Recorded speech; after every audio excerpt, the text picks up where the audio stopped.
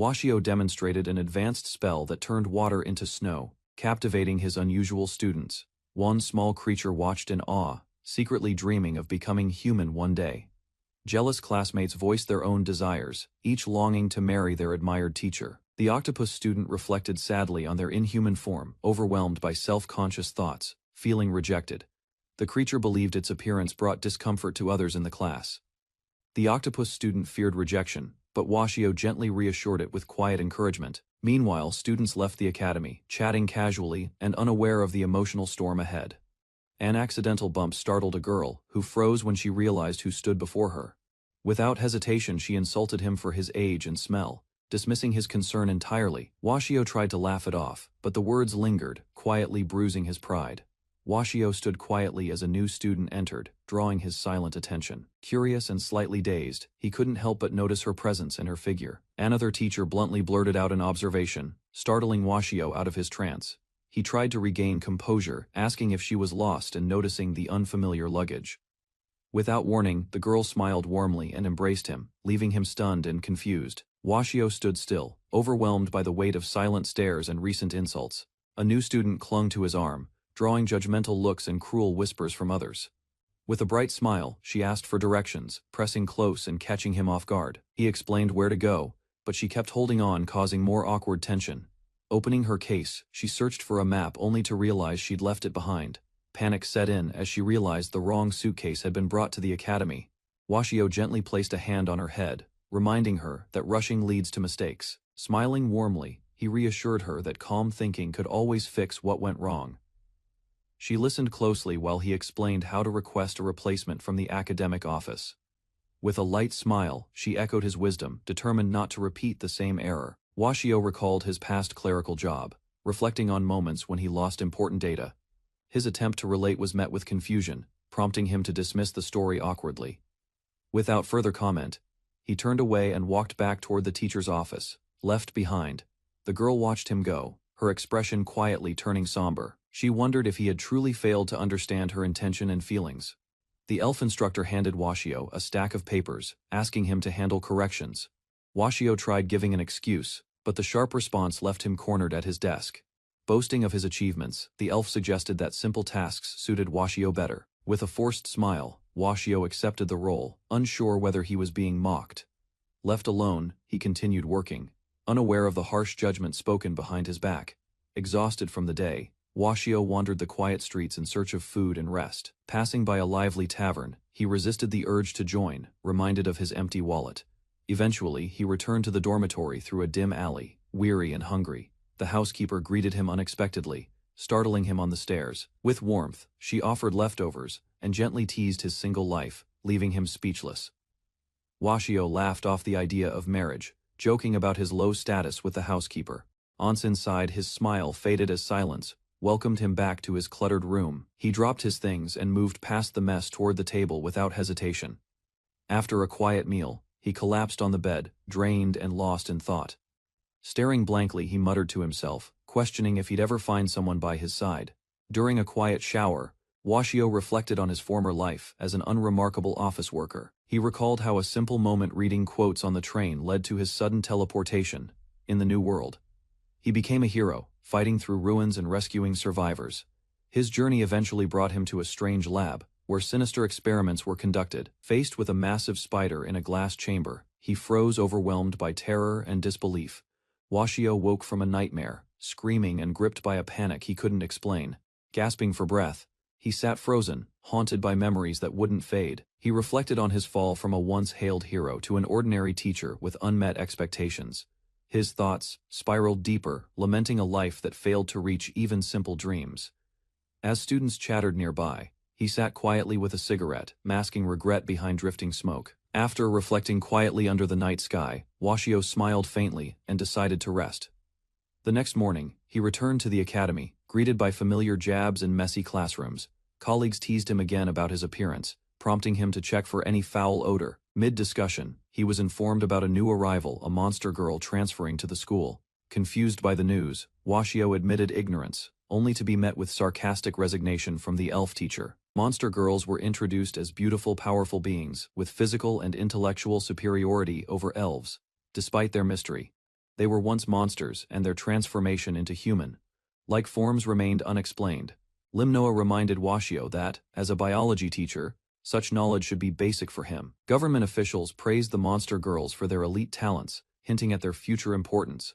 A formal introduction followed, presenting the new transfer student as a prestigious addition to the academy. Claudia cheerfully introduced herself as a member of the Kraken species, capturing everyone's attention instantly. Shock rippled through the room as students whispered about her appearance and revealed identity. Though given time to choose a mentor, Claudia boldly declared she had already decided. She approached someone with familiarity, causing confusion and surprise among those watching.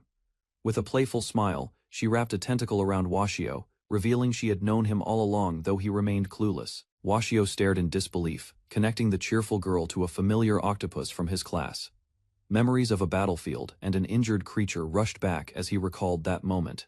He had once offered his hand, saving a life without knowing its future. Now, that same creature stood before him reborn as a joyful monster girl. Hearing the morning bell, Washio sprinted through town, desperately trying not to be late again. Inside the classroom, surprised students greeted him. He arrived just in time, panting and relieved. On the way, he spotted Claudia. Without hesitation, he offered her a ride to school. Together they soared through the sky, wind rushing past. As he clung to her confidently back in class, he smiled. The once lost creature he'd rescued had become his eager student. Recognition dawned as Washio realized the student before him was the same girl he once saved. Whispers rose among faculty, questioning the fairness of a familiar connection between teacher and student.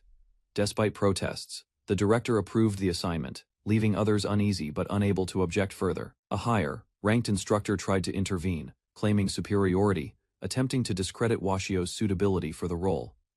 Claudia stood firm beside her teacher, rejecting status-based judgments and defending Washio with unwavering loyalty. Washio realized his awkward stance may have upset another teacher, leaving him slightly uneasy, trying to shift focus. He opened a folder while brushing off concern from Claudia. Claudia beamed with joy, expressing how enjoyable class had been since she transferred. Washio reviewed the form regarding her future, touched by her preference for his subject. He acknowledged her potential, noting her status would easily secure a high-ranking position someday. Claudia clenched her fists, believing she had only one viable path set by others. Her classmates' suggestions echoed, pushing her toward the prestigious King's department, like it was expected.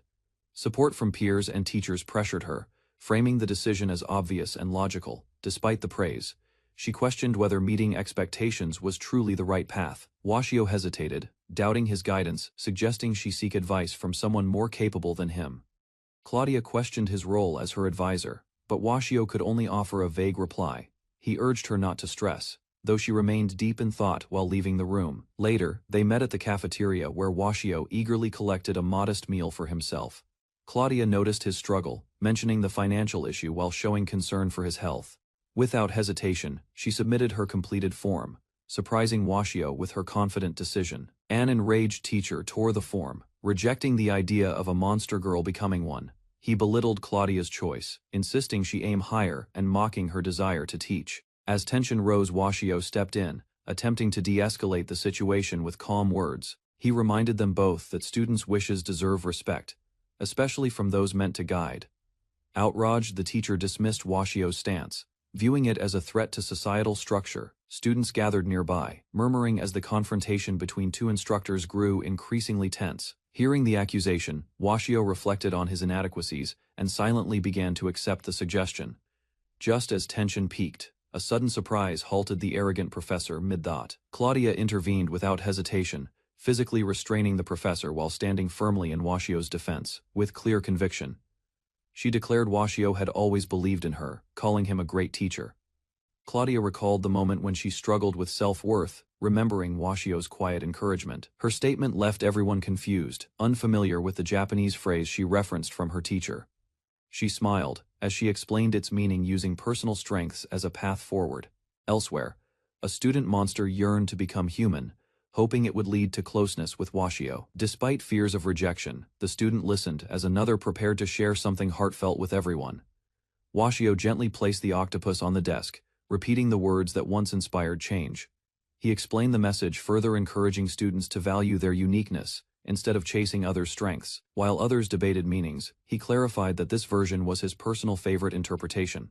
He assured the octopus student that dreams were possible, offering full support and belief. Looking back, Washio never expected his words to guide someone toward becoming a confident monster girl. Claudia stood proudly beside Washio, declaring he helped her recognize and embrace her own strengths.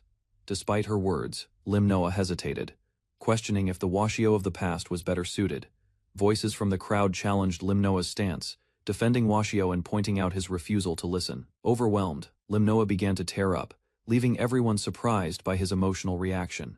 As he ran away crying, Claudia casually invited Washio to lunch, returning things to normal.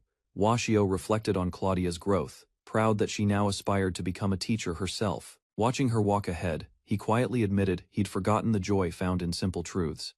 Seeing her recall his words, he smiled, touched that they resonated even after 20 years. He realized that inspiring students like her was the real reward of his teaching journey. Back at the counter, daily life resumed, complete with Washio asking for yet another small loan. The teacher introduced a student with impressive magical potential, warning others not to underestimate her skills. Though she smiled gently, a sudden movement revealed her monstrous strength as she shattered a stone. News spread quickly, and students praised Claudia's unmatched talent as she left the biology room. Curious classmates discussed her growing popularity, amazed by her strength hidden beneath such a delicate appearance. Grateful for her support, the teacher thanked her, while she cheerfully offered help without hesitation. Claudia chose to stay by Washio-sensei's side, feeling comfortable in his presence. Seeing him struggle with the board, she extended a tentacle to help erase the top section.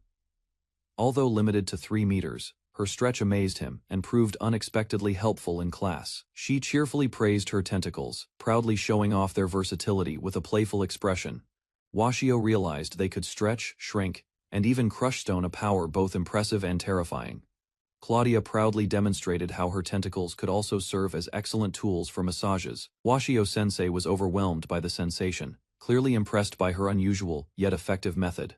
With a calm smile, she leaned in and offered to give him additional massage treatments. Lowering her voice, she teased him with suggestive gestures and pinpointed a more sensitive spot. Suddenly laughing, she revealed it was all a joke, catching him off guard with her charm. Claudia boldly declared her age, justifying her attempt to act more charming around her teacher.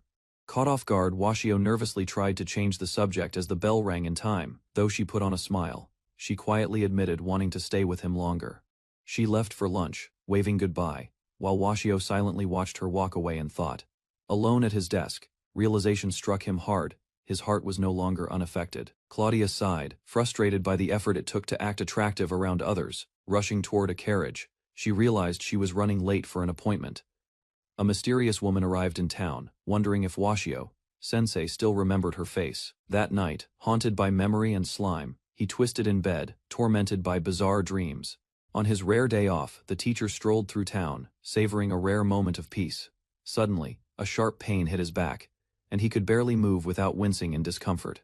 Before he could react, a mysterious woman appeared and startled him with her sudden approach. She smiled confidently, hinting that she had changed greatly since their last encounter long ago. As she lifted her skirt slightly, he stared in shock, unsure how to process her boldness. The woman revealed her identity as the spider he once saved, now transformed into a monster girl. They entered a small restaurant together, her eyes wide with wonder at the modest interior. While admiring the ruined chandelier, she casually pointed out its poor condition without hesitation. A staff member scolded her for sitting on his seat, causing a scene in front of others. Despite the tension, he chose to prepare something special for her as a gesture of thanks. She savored the meal with delight, her cheeks full and eyes closed in satisfaction. While enjoying the dish, she unintentionally criticized the food, sparking concern from her flustered companion. With confidence, she introduced herself as Arya, no longer the timid little spider he once knew. He reminisced about the shy creature that once clung to classroom corners, now grown and radiant. Her transformation was shaped by his kind words, which had given her strength during dark times. She brought up his teaching, curious about the kind of magic he shared with his students. With a calm voice, she revealed her new path, now working as a biology teacher. He gave a quiet smile, acknowledging how much had changed since their earlier days. Their conversation turned to the tiny octopus she once knew, now also transformed and renamed Claudia. Though their bond remained close, he silently admitted their student-teacher relationship felt awkward and complicated now. Without hesitation, she raised her mug and demanded the priciest dishes, shocking everyone around her. After the meal, they stepped outside. She offered to pay, but he politely declined with a joke. A carriage appeared before them, and she declined his offer to escort her, already well prepared. As the night breeze blew, she embraced him gently and expressed hope to meet again soon. Smiling softly against his chest, she admitted how happy she felt just spending time with him. As they exchanged final smiles, the night ended with a quiet farewell between them. Inside the carriage, she sat silently, her hat placed beside her, and legs twitching nervously. Looking at her hands, she smiled with pride, having finally embraced him as she dreamed. Her joy dimmed as she recalled his words about Claudia, which struck her unexpectedly. She glanced at the unopened gift, wondering if returning now would let her catch him. Claudia enthusiastically returned to find her teacher, hoping to spend more time together after class. Instead, she heard he had already left with a mysterious and beautiful black-haired woman. She walked along the quiet street, hoping to find Washio-sensei before the day ended. While wondering whether to deliver the gift tomorrow, cries of alarm echoed through the air, flames engulfed the church, chaos spread fast. She froze as desperate calls for help rang out, smoke thickened. Children ran in panic. Bystanders tried containing the blaze, but the fire raged on, screams filled the square. A nun pleaded to rescue a trapped child still inside the burning church. Panic spread as someone cried out about a child still trapped inside the burning church. Without hesitation, she stepped forward and offered her help, calming the worried nun with confidence. Ignoring warnings, she charged ahead, sprinting straight into the blazing building without slowing down. Thick smoke filled the air as she entered the collapsing structure, fire licking at every surface. Despite the danger, she readied herself. Her water magic was rusty, but a child's life depended on it. She stepped deeper into the blazing ruins, calling out through the smoke for the missing child. A faint cough caught her attention. She rushed forward, eyes scanning the haze for any movement. Collapsed beneath fallen beams, the child gasped for air, barely conscious and unable to move. She lifted him onto her back, whispered reassurance, then sprinted toward the exit without hesitation. Pausing outside, she readied her lightning magic. If needed, she'd obliterate everything blocking their way. She hesitated, realizing her lightning magic might harm the unconscious child clinging to her back. While considering alternatives, a new presence entered, an ominous figure prepared to cast powerful magic. A massive summoned beast formed behind the man, pulsing with thunder and overwhelming magical force. Recognizing him, she watched in awe as his spell effortlessly parted debris with precision and control. Once the kingdom's strongest magician, he now stood as a teacher still capable, yet feeling his age. Inside the flooded ruins, broken beams drift while fish glide silently through the submerged church. From outside, villagers gathered in disbelief, staring at the structure encased in an enormous dome of water. A curious girl chased a swimming fish, slipping past the crowd and nearing the watery barrier. She reached out, but another woman quickly stepped through the barrier, cradling an unconscious child. Panic spread among the crowd as they rushed to help, shouting for a doctor immediately. She calmly explained that healing magic had been used, but urged a doctor's checkup. Anyway, villagers whispered in awe, recognizing the powerful spellwork only a monster girl could perform. Surrounded by praise, she denied the grand titles, brushing off compliments with visible discomfort. One teacher gently pushed responsibility onto her, clearly impressed, but unwilling to take charge himself. Crowds gathered again, cheering around her, while she stood overwhelmed by the sudden attention, curious about the swimming creatures. The girl asked if the magical fish were real too. Joyfully, she played with them, completely captivated by their graceful movement around her arms. As she spoke, the girl explained how a stranger's magic had lifted her sadness. That kindness remained in her heart, inspiring a deep admiration for the joy magic brings. Elsewhere, the dark-haired woman silently called upon something, or someone hidden, readying for what's to come. With awkward gratitude, the teacher accepted the flower crown from the spider-like creature once again. When asked why he taught magic, the response came simply: he wanted to help their future. The teacher smiled, explaining a phrase he cherished: the secret to living is giving. Whether offering knowledge or kindness, he believed giving created happiness for both the giver and receiver.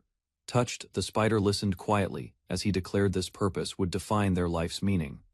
Encouraged by his words, they decided to share the flowers with others around them. As Washio walked away, his quiet generosity left a lasting impression on those he'd helped. At school, students chatted about the fire, crediting a new monster girl named Arya.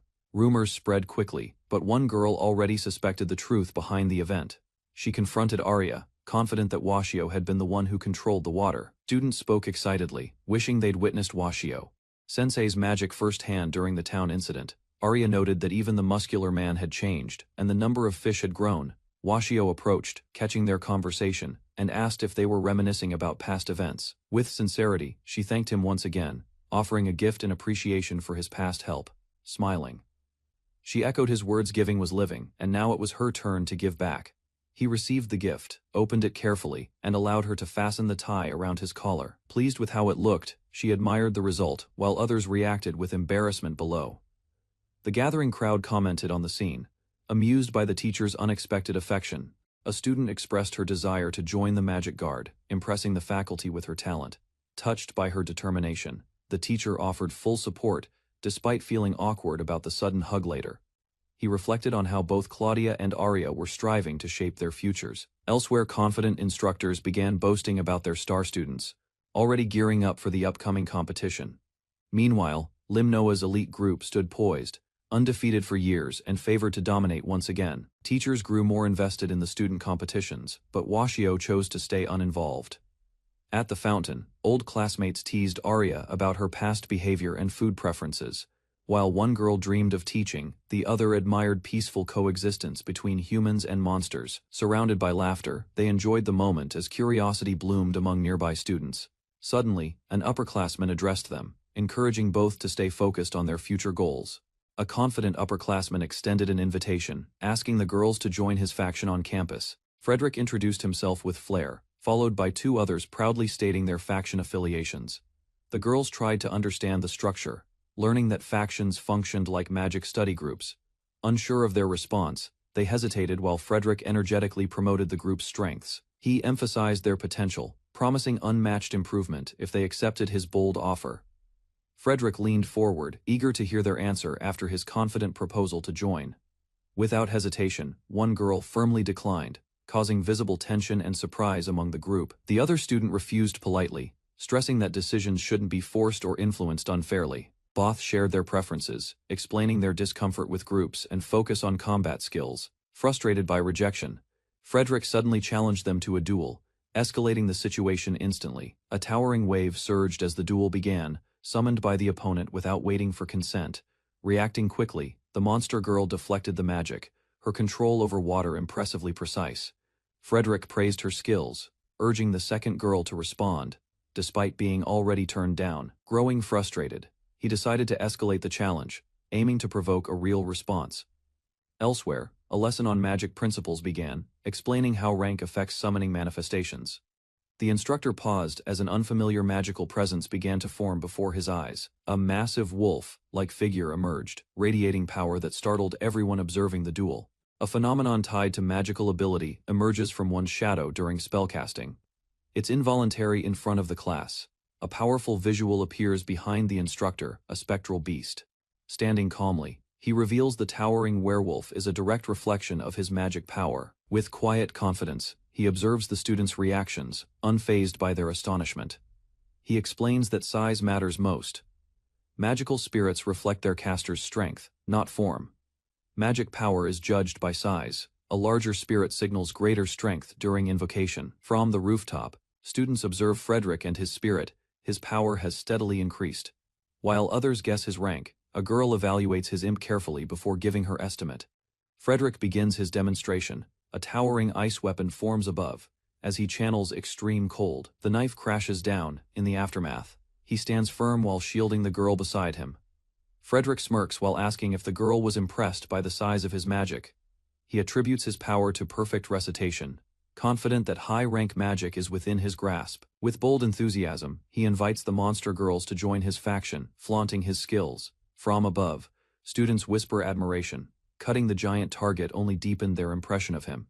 Despite the feat, the girl remains unimpressed. Her sharp stare labels his efforts disappointing. Though his magic held power, comparison to Washio's strength cast doubt among the onlookers. The girl firmly declined his invitation, expressing her intent to learn from Washio instead. Assumptions followed. They suspected her loyalty stemmed from a personal debt owed to Washio. Frederick mocked the teacher's stagnant rank, dismissing him as weak and manipulative, without knowing the truth. As the bell tolled, an eerie stillness surrounded Frederick. His smug expression remained unchanged. A sudden blast erupts in front of Frederick, scattering debris and stunning nearby students. Claudia confronts them in fury, condemning the ridicule directed at Washio and his teachings. Her power draws attention. Spectators react in awe and concern as her magic flares unexpectedly. Despite the criticism, she defends her form and identity with unwavering confidence. Another girl joins her. Summoning a fearsome spirit, she demands respect for Washio, sensei's name. Shock overwhelmed him as monstrous strength unfolded. Their magical force exceeded everything he had imagined before. A monster girl unleashed her massive tentacles, causing destruction and panic across the classroom without warning. Standing defiantly, her companions demanded an apology from the boy who insulted their beloved teacher. Cracks echoed ominously as the lead monster girl questioned the stunned student's silence and disbelief. With sharp intensity in her eyes, she ordered him to apologize immediately, sending chills through him. From a distance, witnesses marveled at the power behind the monster girl's bold, unrelenting loyalty.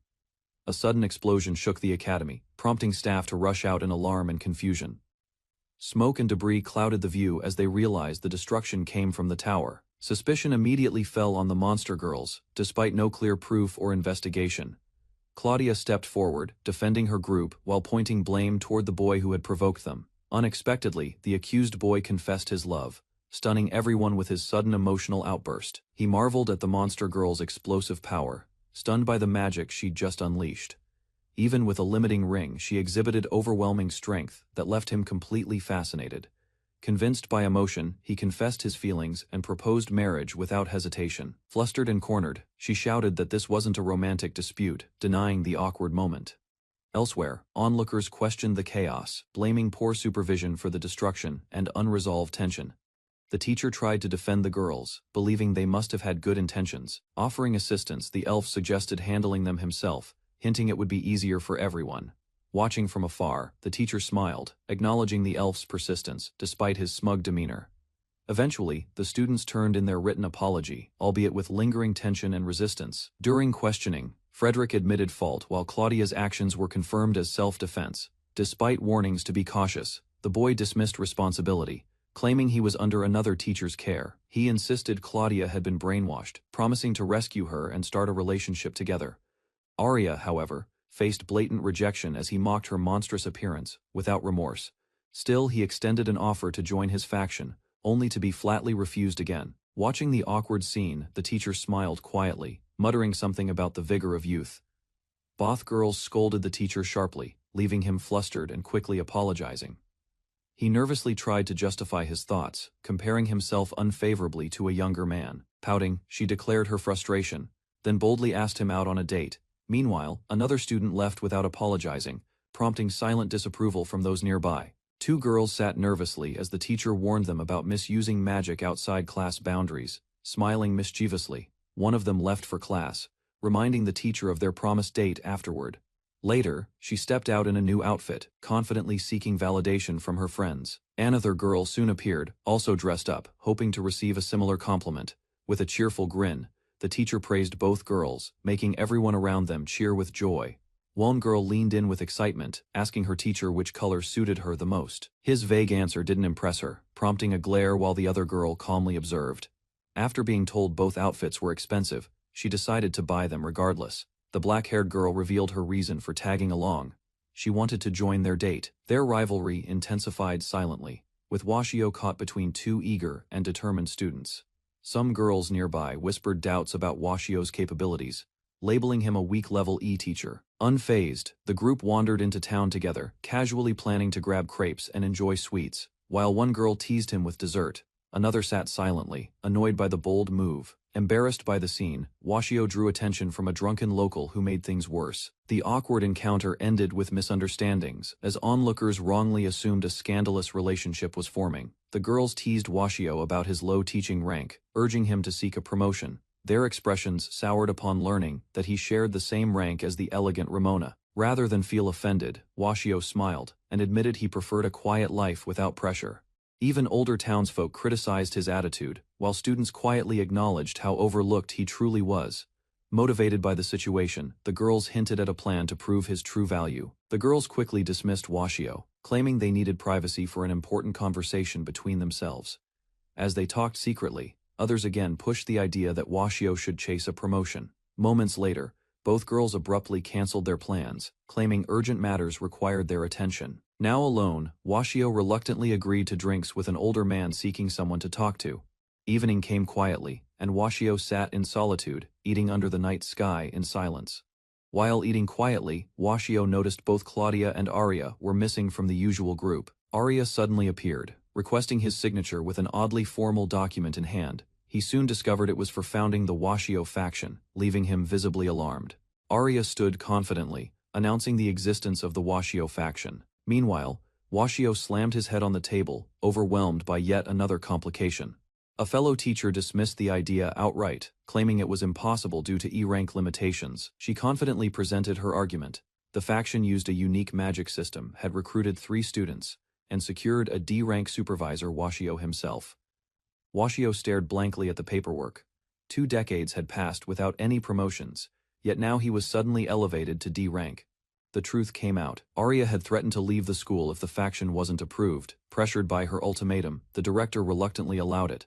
Arya eagerly pushed the form toward Washio, asking for his signature. Defeated. He reluctantly agreed and sighed, pen in hand. Before signing, he paused. A gentle smile crossed his face as he questioned whether starting a new faction was really the right path. He encouraged her to consider alternatives. Joining an existing faction could still help her grow. More interactions with students might deepen her understanding of magic far better than isolation. Washio suggested she accept Frederick's repeated invitations. The Rimnoa faction offered opportunity and support she hadn't yet explored. Acknowledging Arya's aversion to Rimnoa-sensei, he reassured her. Although proud, the man was a brilliant and capable teacher. Tears welled up in Arya's eyes as she stared at Washio, determination overtaking her hesitation. He watched in shock, unable to respond to the sudden shift in her expression. Hands trembling, she declared his true worth rather than protest, his unfair E-rank. He bore it quietly. Her voice wavered as she admitted her frustration. Seeing his talents unrecognized, while others dismissed him, angered her deeply. Washio attempted to apologize, but she cut him off. Her demand was simple: sign the document and stop apologizing. His eyes fell half-lidded, gaze distant. Flashbacks of a ruined place and dead beasts returned. Memories that dulled his will to resist. Washio stood stunned. Mid-thought, as a lively student rushed toward him, holding a letter aloft. With a cheerful tone, she explained she'd found it at his desk and emphasized its urgency. The message inside was blunt. His landlord, preparing to retire, had passed control to his son, who promptly decided to evict him. A wave of dread washed over him. Thoughts spiraled. Losing his home just before turning 50 felt cruel and inescapable. He lowered the letter, hands shaking, and tried to process the news. Across from him, a voice called his name, breaking the silence. Arya's words cut through Washio's uncertainty. She didn't care about his reasons. What mattered was that they wanted to learn from him.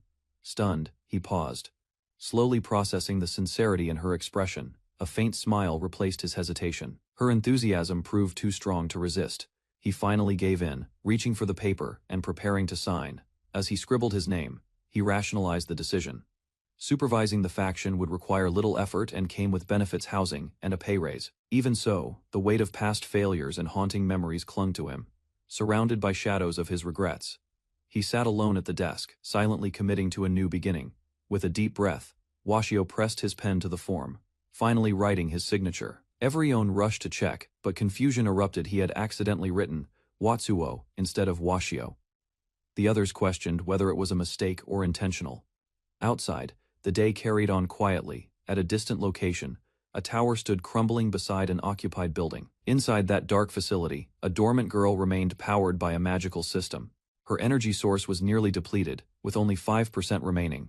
Inside the director's office, Washio and her group requested permission to establish a new faction. Despite their organized proposal, the director refused immediately. His calm yet firm denial caught everyone off guard. Washio protested the decision, pointing out they had met all formal requirements. Frustration filled the room as she stood her ground. A quiet girl revealed the reason the raising ring already existed. This revelation stunned Washio. To explain further, the group learned of the magical research group's structure. Each faction studied magic differently: vocal summoning, ritual incense, and simulated summoning with rings.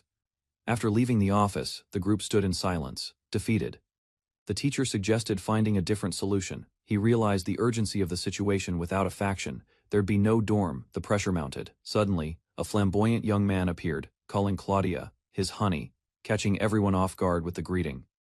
Claudia, visibly uncomfortable, asked him to stop using pet names. But the boy continued his flattery confidently. The teacher observed their exchange and remarked on their closeness. Claudia quickly denied it, clearly flustered by the comment. As Washio slumped in frustration, the cheerful boy suddenly mentioned that she had received a message. The message revealed that Claudia had accidentally destroyed the Rimowa faction's magic reactor in a tower. A replacement needed to be found inside the ominous Tower of Ghosts. Describing it as a crumbling structure linked to the main building, he added a chilling detail: real ghosts were rumored to appear there. He leaned in closer, teasing Claudia for being scared, but assured her that Washio would be with them. Smiling confidently, the calm girl encouraged the others to get moving, ending the tense moment with quiet resolve. Washio pointed out that Claudia caused the damage, though she reminded everyone it was a team effort. Standing before the ominous tower, he admitted he didn't want to go inside. The idea of ghosts unsettled him more than he expected. Reluctantly, they entered the structure. The teacher urged the group to find the magic reactor quickly and leave. Meanwhile, Frederick reported to his superior, confirming that he had guided the teacher and Claudia as instructed. Pleased by the update, the elf praised Frederick's work. In return, Frederick hoped his actions would earn favor and secure his beloved's place in the faction. Rimowa revealed his dramatic plan: wait for Washio to panic, swoop in stylishly, and earn admiration. Confidently, he proclaimed it a flawless strategy to free her mind from brainwashing, basking in his imagined success. He and Frederick then recited the core principles of their faction: intelligence as the foundation of strength. With synchronized intensity, they declared the second and third values: wealth and pride, both ranked A in importance. Frederick expressed hope that his honey would also adopt these ideals. Meanwhile, Rimowa eagerly anticipated meeting the monster girls. Rimowa smirked, believing control was within reach. Meanwhile, the trio stepped into the chamber, ready for what awaited. Inside the ruined tower, Claudia leaned forward, overwhelmed by emotion. Washio, sensei, startled, urged her to calm down. Though he tried to stay composed, his focus wavered as something unexpectedly soft brushed against his face. She clung to him tightly, her guard completely dropped. Taken aback, Washio questioned the situation he'd landed in. Only moments later, they regrouped with the others. The goal was clear: retrieve the magic reactor hidden within the ghost-infested tower. Despite her earlier boldness, fear crept into Claudia's eyes. As the others entered the dark corridor, she hesitated and stepped back. A cold breeze swept through the hallway as the old door creaked open on its own. Everyone froze. Without warning, a shadowy figure lunged forward. Washio instinctively grabbed Claudia and sprinted through the archway. Footsteps echoed behind them. As they fled deeper, a trapdoor opened beneath their feet without notice. Falling rapidly, they managed to glance at each other mid-air. Stunned and disoriented by the sudden drop, claws shot from the wall, threatening to pierce them. Their teammate acted quickly, deploying her weapon to slow the fall. Reaching for the others, she kept a calm expression while anchoring them safely. After tumbling into the trap room, the group scrambled to their feet. Behind them, the exit slammed shut. Claustrophobic tension filled the air. Claudia, caught in sticky threads, began breathing heavily and confessed something felt off. Confusion spread as she spoke of her monster instincts. Her composure vanished, replaced by an overwhelming desire she couldn't suppress. Ignoring Washio's concern, she drew closer. Confidence flickered in her eyes as she declared their future marriage without hesitation. Panic overtook Washio. Her words echoed in his mind as he begged her to calm down, stunned by her bold assumption. Tension filled the air as Claudia's breathing grew heavier. Washio watched, frozen in disbelief. As she approached, before he could react, she closed the gap and kissed him. His hands trembled, unsure how to respond. The floor beneath them suddenly gave way. They fell together, landing in another hidden room below the ruins. Recovering quickly, Washio asked if Claudia was all right. Her gaze shifted toward a strange orb containing a sleeping girl. An alert blinked to life. The orb housed an automaton, now inert, with a magic level of 0. A cold voice announced a self-destruct countdown. Only 60 seconds remained. Washio and Claudia stared in horror, realizing they had triggered something dangerous. Faced with a ticking countdown, Washio and Claudia scrambled to react. Escape was their only option. Alarms echoed through the room. Doors slammed shut one by one, leaving them surrounded and completely trapped. An alarm triggered as a countdown began, echoing through the chamber. They rushed to the exit, but the door wouldn't budge. Inside a pod, the girl designated O2 remained eerily calm. Her steady expression contrasted sharply with the escalating tension. From above, the scene revealed a high-tech lab with a mysterious capsule at its center. One of them pointed out the manual, urging everyone to stop the process before it was too late. Rummaging through a dusty drawer, they uncovered an old tome. Flipping it open, They found pages filled with arcane symbols and diagrams. Uncertainty filled the air, while one struggled to understand the content. Another began to grasp its meaning. With the countdown still ticking, the man approached the capsule. Each step felt heavier under the pressure of time, but hesitation wasn't an option. A sudden vision overtook him. Dark energy crackled as a monstrous figure emerged. Electricity surged around the lab as the girl observed nervously. The spell succeeded, halting the automaton's descent into destruction. Laughter returned after the tension faded. She praised him for his heroism, still calling him by his old title. Pointing at the book, she questioned its true nature. He proudly acknowledged her as a student, before silently questioning the wisdom of allowing this all to unfold in the first place. Holding the ancient tome, the man confirmed its authenticity, though he had never seen one firsthand. Despite its appearance, reading the text proved difficult. Most of the writing was indecipherable, with only a few scattered phrases offering any clues. She studied the pages with growing fascination. Inspired, she declared the book should become a research project for their group. Surprised by her sudden enthusiasm, he questioned her meaning. She clarified with confidence the magic book was their new priority. Without warning, the girl from the pod began to move. Her body stirred gently, and her eyes slowly opened. The girl inside the pod finally spoke, surprising them both. Her voice was calm, yet filled with purpose. Awakened, after a long slumber, she apologized for the delay. A message written on an old page confirmed her thoughts. It was indeed her master's handwriting. As she read, memories of time spent with her creator surfaced. Warm moments of discovery and shared ambition. Understanding that her creator had passed, she reflected with quiet acceptance. Her role was complete. Though invited to join them, she declined. With no master to serve, she returned to sleep. Her existence once again paused until someone worthy appeared. The two stood before the sleeping girl, her pod sealed once again. He admitted defeat, unwilling to take on the role she sought. Turning away, he insisted he was nothing more than a biology teacher, despite his magical ability. She protested, but he wouldn't budge. Silence fell as his steps echoed across the lab. She watched him, unsure what he truly felt. Inside the capsule, her mission remained. He quietly recalled her final request to continue the research together. Inside the dim facility, the teacher walked ahead with silent determination. A student followed close behind, her voice trembling with concern. The man's name echoed through the hall. Washio, Sensei. Behind him, the voice grew louder, desperate for a response. Standing alone before the capsule, Washio silently faced the girl within. Eyes closed, hands folded, she rested peacefully. He gripped a letter and a thick book. The note spoke of magic, talent, and youth. Confused, he questioned the age requirement, knowing he no longer fit the description. The book's secrets unraveled, a powerful grimoire protected by a guardian automaton. The sleeping girl was its key. The capsule glowed faintly in the quiet lab. Time had drained his magical strength, leaving him unable to sustain both the grimoire and the girl any longer. Despite his fading power, memories of their days together brought him peace. Each morning spent researching magic beside her had given his life renewed meaning. Gripping the grimoire tightly, he accepted the end of his role. He dismissed his worth, claiming the artifacts were beyond the grasp of a simple biology teacher. The girl stood silently, watching as he climbed the stairs.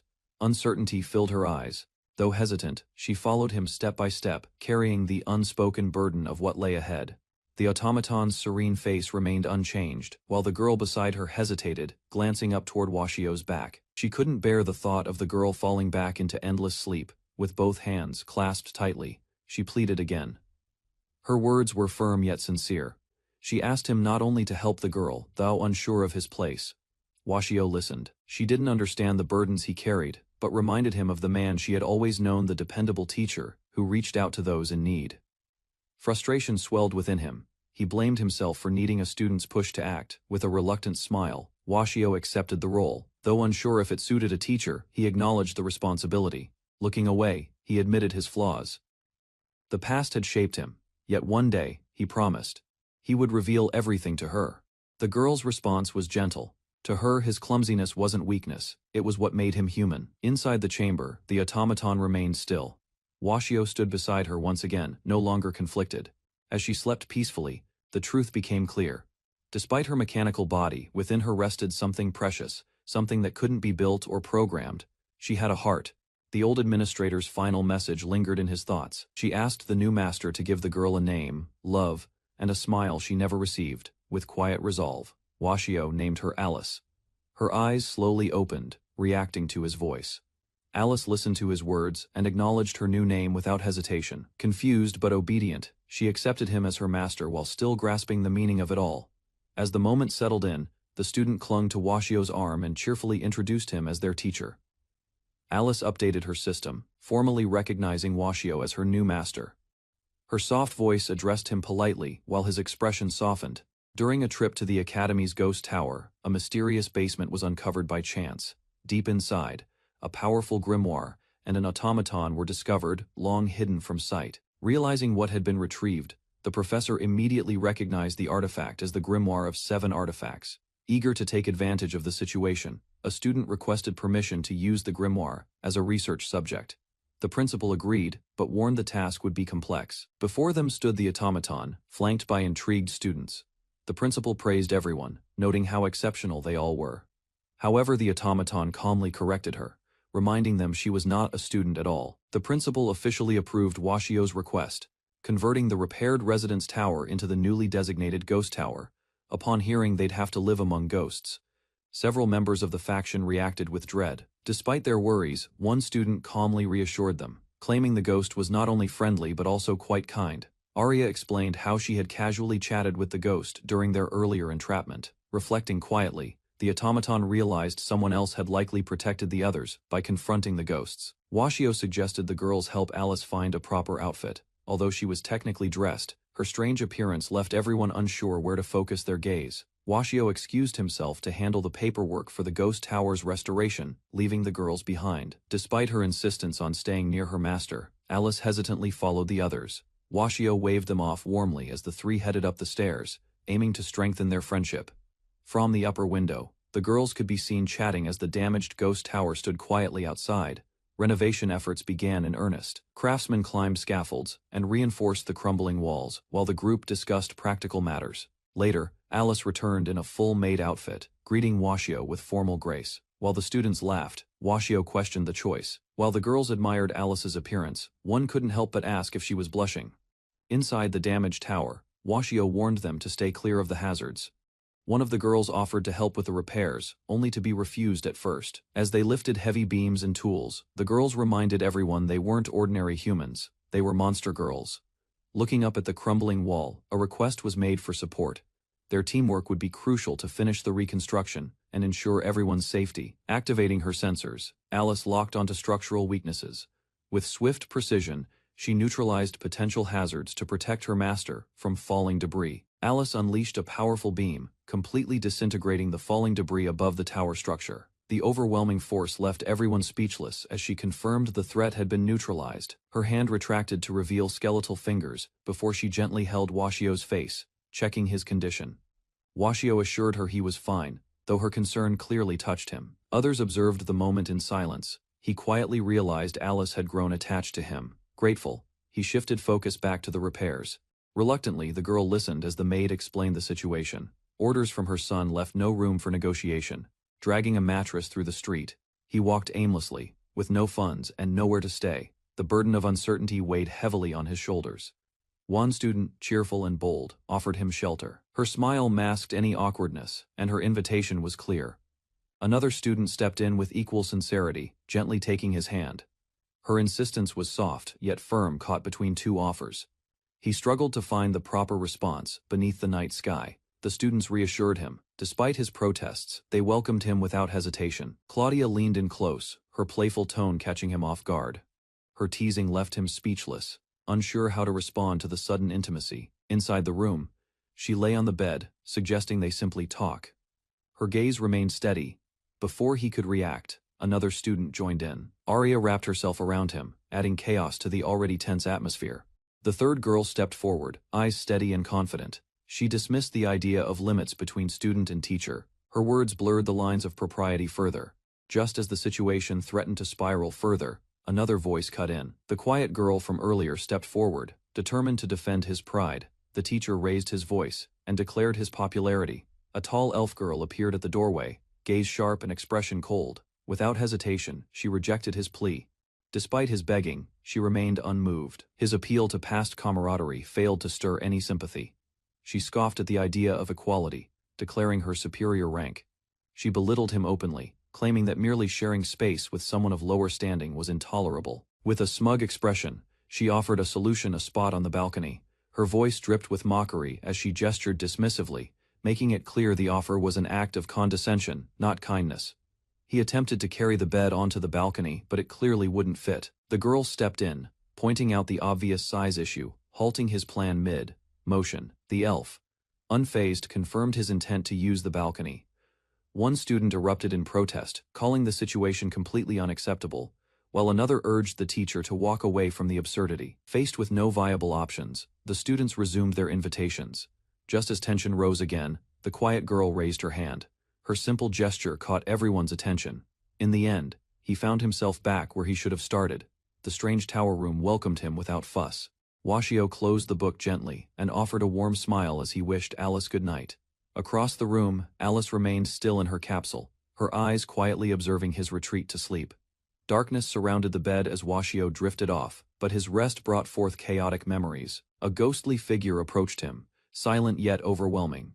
His hand instinctively reached out, but the moment erupted into a blinding explosion. On a pile of defeated monsters, a lone figure stood tall, cloaked in menace.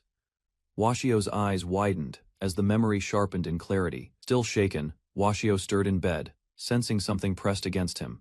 His eyes opened slowly in confusion. Realizing Alice had left her capsule and climbed into his bed, he shouted in surprise. Her calm voice asked if she'd disturbed him. She explained her intent was to comfort him, thinking he was trapped in a nightmare. Though grateful, he asked her to release him.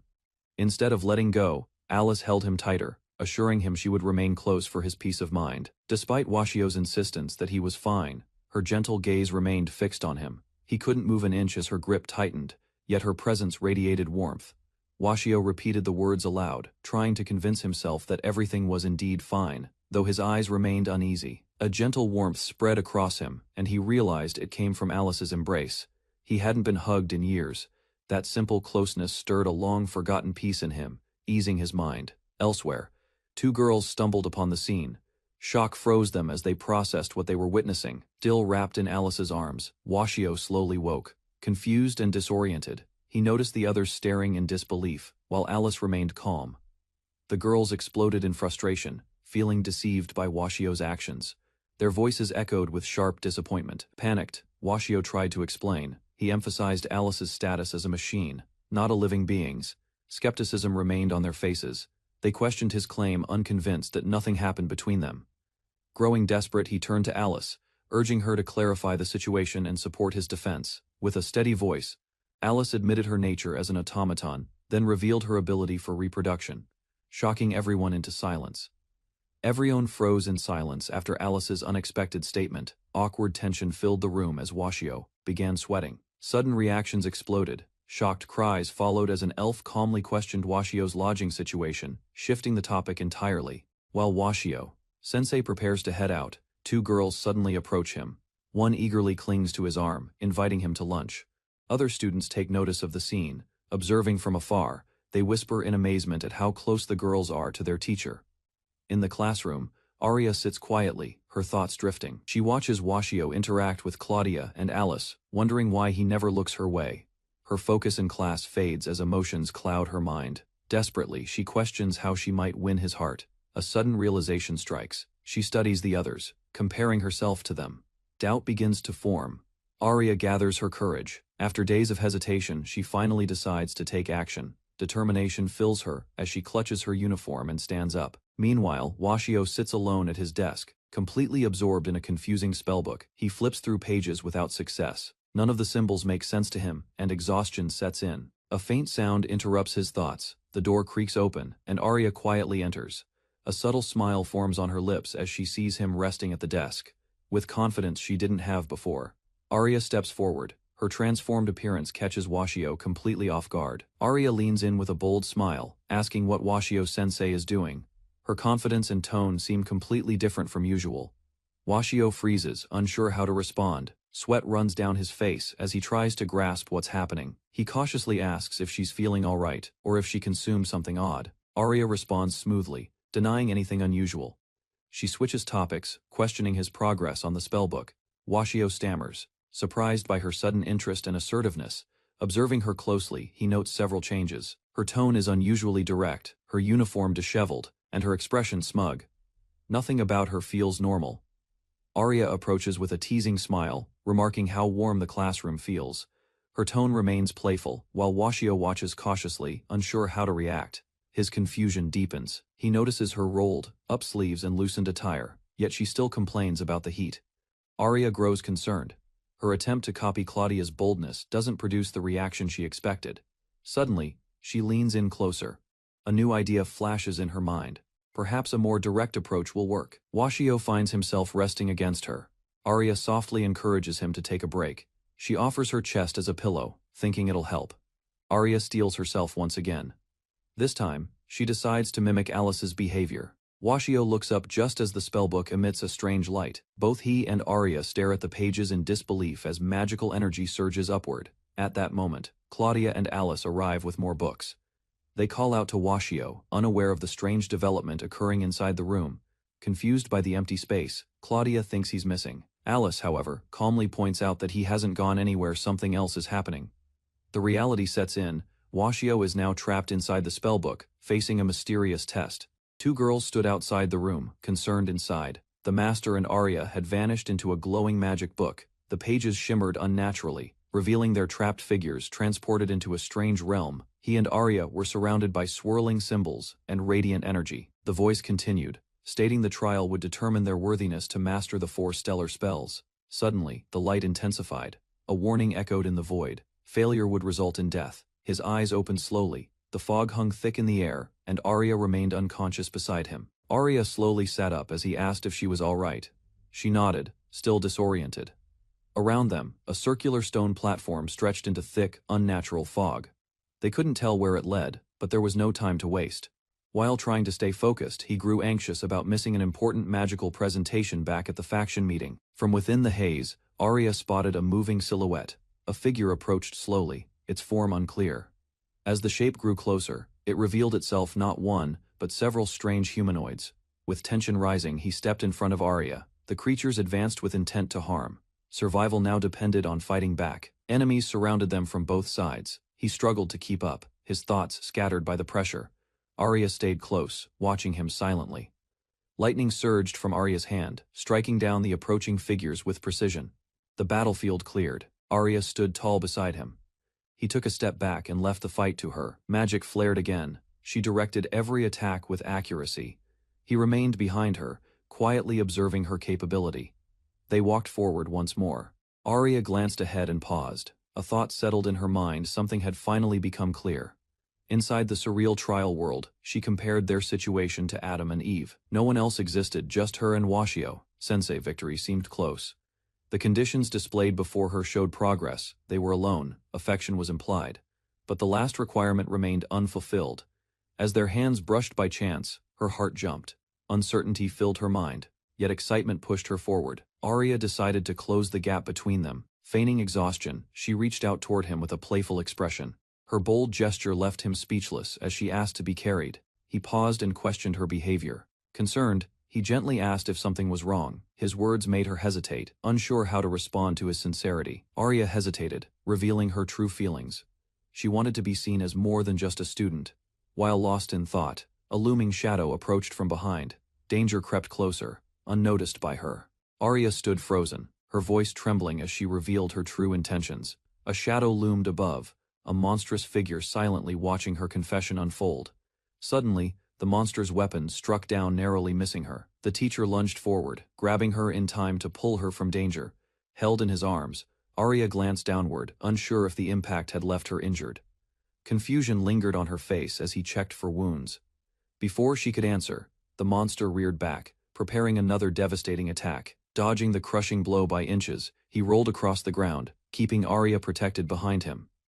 After the chaos settled, he gently apologized, checking if she was unharmed from their rough escape. Lying beneath him, Arya remained still, her eyes wide with emotion. A brief silence followed, as realization dawned on him. His heartbeat quickened when she whispered softly. Her fingers brushed against his chest, breaking the tension between them. Arya clutched his shirt, overwhelmed by the pounding in her chest. Her breath grew shallow as emotion swelled. She leaned closer, teasing him with a knowing smile. Confused and nervous, he froze, unsure how to respond. He let out a nervous chuckle, brushing off her sudden change with a light-hearted comment. Turning serious, he pointed toward the looming figure, reminding her they still faced a very real threat. Arya, still holding on, challenged his view. Her question pierced through the moment, demanding something deeper. Softly, she pleaded for an answer, her expression filled with vulnerability he hadn't seen before. But the monster's shadow grew larger. He pulled her close, frustration mounting. Timing couldn't have been worse. He watched her quietly as she cast a protective barrier. Despite her strength, she still doubted herself. In his eyes, Arya was elegant, kind, and the most gifted magic user in his class. That truth had never changed. With a steady voice, he reminded her that every girl had their own unique charm, Claudia, Alice, and Arya included. No comparison was needed. He shared a simple analogy: flowers bloom in many forms. Roses, sunflowers, peonies, all different, yet all beautiful. So were people. His speech lingered in her thoughts. Though long-winded, it reached her heart. His awkwardness brought a small smile to her face. She giggled softly, calling out his awkwardness as part of his charm, catching him off guard. Confidence replaced hesitation. Straightening her posture, Arya thanked him, embracing her own identity without imitating others. Washio silently observed her change, a subtle smile forming as he acknowledged the shift in her presence. Though the monster still raged outside, their exchange continued as usual, calm amid the noise and crashing blows. A realization struck him like lightning, something so obvious he should have recognized it earlier. Without hesitation, his student swept him off the ground, lifting him effortlessly with her many limbs. Instead of casting spells repeatedly, she relied on her incredible agility. Covering ground and managing enemies with mobility proved far more practical. Cradled in her arms, he struggled to keep a straight face. The absurdity of a teacher being carried like a princess by a student left him flustered. Then she looked down with a warm, confident smile. His heart skipped. Whatever discomfort lingered faded as his eyes met hers, unable to resist the growing fondness between them. Speed carried them through the halls. Yet the teacher's thoughts drifted to romance, baffling even himself. They arrived before an imposing door etched with ancient symbols. She examined it closely, sensing resistance beyond. He stepped forward with confidence, raised his hand, and declared a phrase from old stories. Nothing happened until it did. The door groaned open, surprising both of them. Confusion spread across their faces as they tried to make sense of what worked. From the chamber beyond, a blinding light burst forth. They stood frozen at the entrance, unsure of what awaited. As the blinding glow filled the chamber, he stared ahead, confused, yet drawn to its brilliance. His hand reached out instinctively. A faint pulse of magic responded, wrapping around his fingers with gentle warmth. Before he could process the sensation, a voice snapped through the air, startling him into a cold sweat. A mysterious woman appeared, her serpent companion coiled around her. She called herself a guardian of magic. Frustrated, she scolded him for acting without permission, and turned away, visibly flustered by the situation. The serpent chastised the girl relentlessly. Trembling under pressure, she tried to gather courage through her tears. She clenched her fists. Their laughter stung, fueling her resolve. The serpent barked louder, enraged by their reactions. At last, she steadied herself and faced the light. Her eyes gleamed with sudden conviction. She was ready. A burst of magic triggered the start of something dangerous. He watched in disbelief as his companion stiffened. Shock spread across his face as her fingers turned pale and rigid. Fear gripped him. She was turning to stone. The man demanded an explanation, staring at Arya's motionless form. The serpent calmly stated she was merely petrified. Standing before the glowing pedestal, the girl revealed the conditions of a deal: magic in exchange for a price. He asked what that price would be. Her voice remained firm. There was only one thing he had to lose. The cost was Arya's feelings. His breath caught, faced with a choice. He stood frozen between power and someone's unspoken heart. The man stood frozen as Arya's expression softened. Her words implied something deeper, feelings directed at him. He forced a laugh, waving off the implication. There was no way, he reasoned, that someone like her could hold affection for him. Another girl approached, warning him of a lingering spell. If emotions were returned, consequences might follow. Doubt crept in. She insisted she'd return to normal once the spell ended, but uncertainty remained. If the magic held darker risks, could he really take that chance with her life? From behind, a quiet voice called to him. Emotion cracked through as she hesitated, ready to speak her truth. A strange voice interrupted, speaking boldly about love. Its obsession with sweet, youthful emotions made the man uneasy. Another girl joined in with her own twisted perspective. She spoke of taboo desires and guilty pleasures. Still unwilling to accept the situation, he forced a smile. He laughed it off, insisting love was just a harmless fantasy. He tried to justify everything with reason.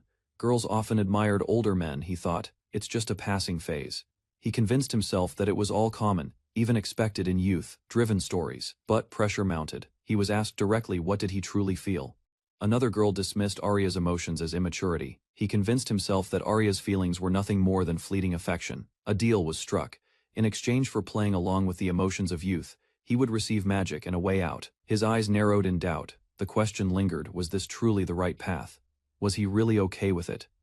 Meanwhile, the world outside his dilemma moved forward. A formal presentation concluded, showcasing advancements in magical research. Attendees praised the results. A 30% improvement in fireball, spell range stunned even seasoned mages. Despite the excitement, the old man remained distant, his heart still caught between duty and something deeper. Nervously stepping on stage, Washio faced the crowd's skepticism. His faction, recently formed and low-ranked, was already dismissed by others. Outside, his students had prepared a large summoning array. The magic circle was engineered not only to attract dark energy, but also to seal it. Standing at the center, Washio activated their magic. Lightning surged around him as a massive figure emerged. Explosions tore across the sky. Fiery meteors descended from above, drawing gasps from the crowd. No one expected such overwhelming force. Suddenly, a dragon-like creature appeared amidst the chaos. It declared vengeance, marking the return of an ancient threat. Dark energy surged as the dragon unleashed its power. Magic erupted across the sky, distorting space itself. One of the meteors struck true, slamming into the creature's side. Its pained scream echoed across the field. In the aftermath, silence returned. Washio's second attempt appeared to fail.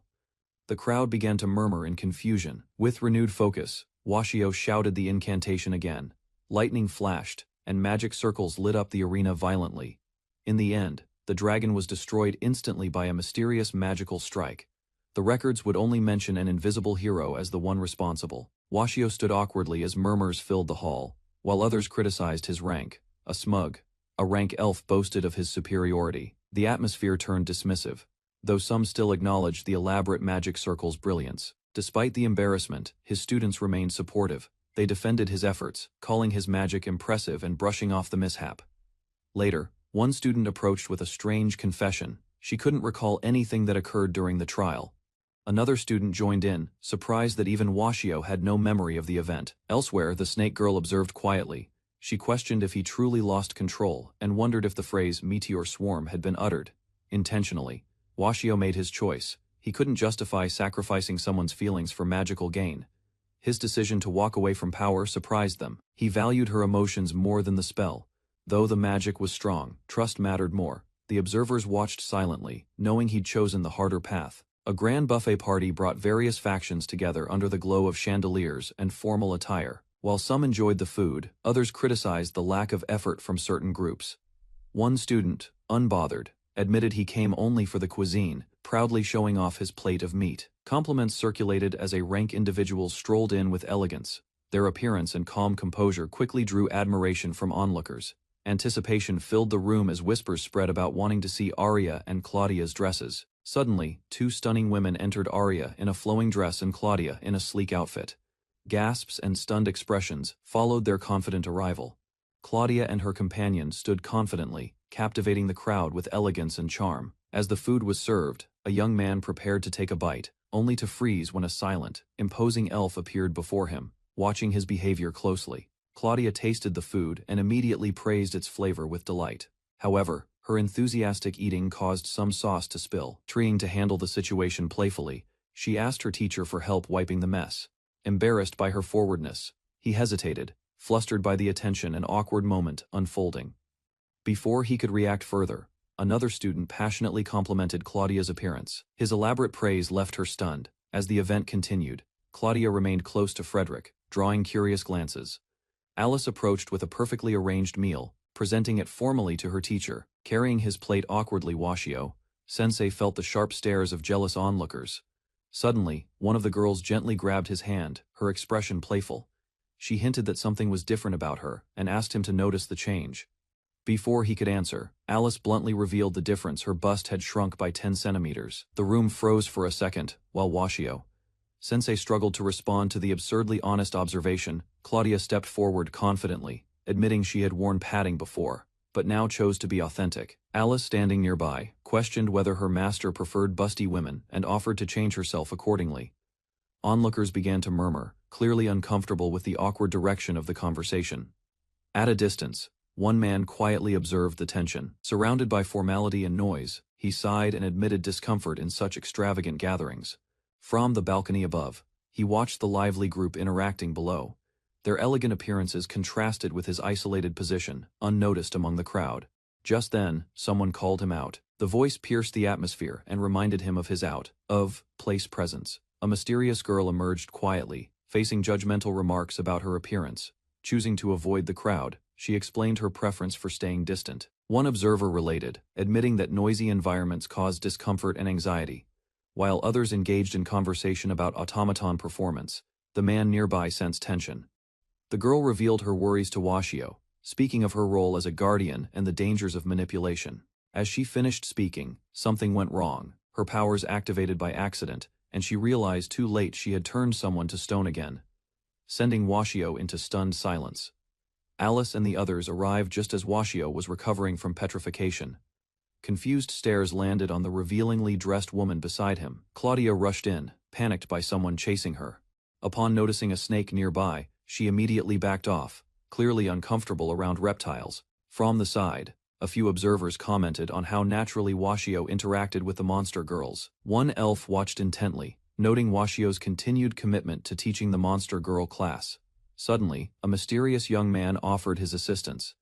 With a glass in hand and a smirk, he stepped forward, clearly interested in the situation unfolding. After months of renovation, the infamous ghost tower had transformed into the brand new Washio dormitory. Despite the grand unveiling, Washio remained uneasy. Memories of the tower's eerie past unsettled him, prompting concern about lingering spirits. They stepped inside to find a breathtaking interior. Clean walls and elegant fixtures replaced the previous decay. Washio marveled at the massive bath area, a feature clearly designed with comfort in mind. A student fondly recalled the days they used to bathe together, wishing to relive that warmth. As she offered to wash his back and coaxed him toward the bath, Washio's hesitation grew. Just as Claudia leaned in with her offer, the maid stepped forward firmly and intervened. To shift the mood, another girl suggested they start unpacking and check out their rooms. Meanwhile, Washio nervously tried to keep the peace between the two girls pressing against him. Inside a spacious room, the same girl proposed they share it, just the two of them. Her playful suggestion, however, met immediate rejection from Washio. Without hesitation, the maid declared her own arrangement. She announced that Washio would be staying with her in the basement. When questioned, she explained it would improve magical supply efficiency. Her grip tightened until Claudia cried out in discomfort. With room assignments underway, the teacher assumed he'd have a single room until a new girl appeared. Molly Blime, a cheerful student, was suddenly introduced to meet the required count for their faction. The surprise introduction left some in shock, but Molly explained she'd been there all along, just unnoticed. Having settled the formalities, the girls took charge. Trailing behind, one of the girls paused on the staircase, quietly observing. When questioned, she blurted out her jealousy over Alice. Her friend laughed it off, reminding her that Alice was merely an automaton, nothing more than a tool for support. While others dismissed Alice as harmless, one girl pointed out her reproductive functions, raising a very different concern. Remaining composed, another girl reminded everyone of her long-standing bond with Washio. Her thoughts shifted to greater threats. She identified their true rivals as the former students' powerful beings who had likely evolved into something more formidable. Strategic thinking took the forefront. One girl challenged her rival to develop methods beyond flirting if they hoped to compete, hinting at inevitable encounters at the academy. Not backing down, the girl asserted that charm was still a valid tactic. Her tone, though light, carried pride and defiance as she walked away without turning back. With a confident smirk, Arya made her declaration. Regardless of the competition, she was determined to win Washio's heart no matter what. Claudia, stunned by Arya's boldness, hesitated at the doorway. Her voice wavered as she called out. But Arya had already moved on. Inside the room, Claudia commented on the extravagant bed. Arya dismissed the concern, claiming such luxury was the norm in her household. Elsewhere, Molly glanced around thoughtfully. Sharing a room with a monster girl sparked uncertainty. Far from the dormitory, a massive tail dragged through a busy street, startling the townspeople. Someone shouted in protest, overwhelmed by the unexpected chaos caused by the unseen beast's arrival. At a local tavern, two men cornered a waitress with unwelcome advances, ignoring her clear discomfort. A nearby guest stepped in to warn them, but the mood had already soured. A student calmly approached and responded with unexpected force. She unleashed a burst of fire, singeing the air and shocking everyone present. Bystanders backed away in fear. Whispers spread quickly as someone shouted that she must be a monster after witnessing her fiery display. Draco, unfazed, corrected them confidently. As a proud monster girl from Inium Academy's Washio class, she made her identity clear. A loud scream shattered the morning silence as a monster girl enthusiastically jumped on the bed. Still half asleep, Washio opened his eyes to find her cheerfully greeting him while announcing that breakfast and his outfit were ready. Moments later, Washio left his room and exchanged sleepy greetings with another teacher. Inside the staff room, Washio sat at the table, while colleagues exchanged knowing glances. One remarked in disbelief that Washio had arrived on time. The elf gave a stern warning, advising caution in dealings with monster girls to avoid inappropriate misunderstandings. Despite the lecture, Washio responded with a shrug, admitting his rank had improved, but ignoring the deeper criticism. Washio responded politely to his colleague's warning, offering a smile and thanking him for the concern. Confusion filled his thoughts as he sat in stunned silence. The idea that Rimnoa would voluntarily give advice was so surreal, he imagined dragons falling from the sky. Before he could recover, Julius approached with a friendly smile, asking for a moment of his time. Washio appeared puzzled. He hadn't heard any such message and suspected Rimnoa had forgotten to pass it along. Then, the new student stepped in. She was tall, confident, and clearly not human. Her appearance stirred memories. Washio didn't expect to resurface. Draco stared daggers at Washio, her eyes filled with visible frustration. He froze, unsure how to respond under her intense glare. Julius encouraged him to greet her. Washio hesitated, recognizing her face and name. The girl before him was none other than Draco, the very monster girl who once helped him. A memory surfaced. Draco, once a sleepy lizard-like creature, had now taken human form. Julius explained that he had already cleared things with the principal. As Julius departed with a grin, he left Washio in awkward silence beside Draco. Now faced with the task of teaching a former savior, Washio couldn't hide his nervous smile. Washio smiled warmly at Draco, expressing genuine happiness at seeing her again. Her silent stare caught him off guard. Confused by the lack of response, he nervously scratched his cheek, unsure what he said wrong. With a sharp click of her tongue, Draco turned away. Washio, now flustered, awkwardly asked if she preferred to be called something else. Trying to brush off the awkwardness, he laughed it off, blaming the clinginess of high school girls for the strained atmosphere. As they entered the classroom, Draco was immediately embraced by a cheerful girl. The sudden hug startled her, but it signaled that familiar faces from the past were truly nearby. Draco reacted sharply, baring her fangs and scolding Taco for clinging too much. Her patience had run thin. Taco remained unfazed, commenting on Draco's growth while teasing her about her height and figure. Draco struggled to respond. Although annoyed, Draco gradually softened. Their reunion felt oddly comforting. Side by side, they agreed to face school life together. Elsewhere, Julius quietly watched with a satisfied smile. Everything seemed to be falling into place just as he had expected. The teacher introduced the concept of the monster food chain, emphasizing dragons as the apex predators. The classroom. Students admired dragons, calling them romantic and fascinating. The idea of even dangerous creatures like chimeras falling prey to dragons thrilled them. One student whispered to his classmate, wondering if Draco, the silent girl with dragon-like features, ate chimeras too.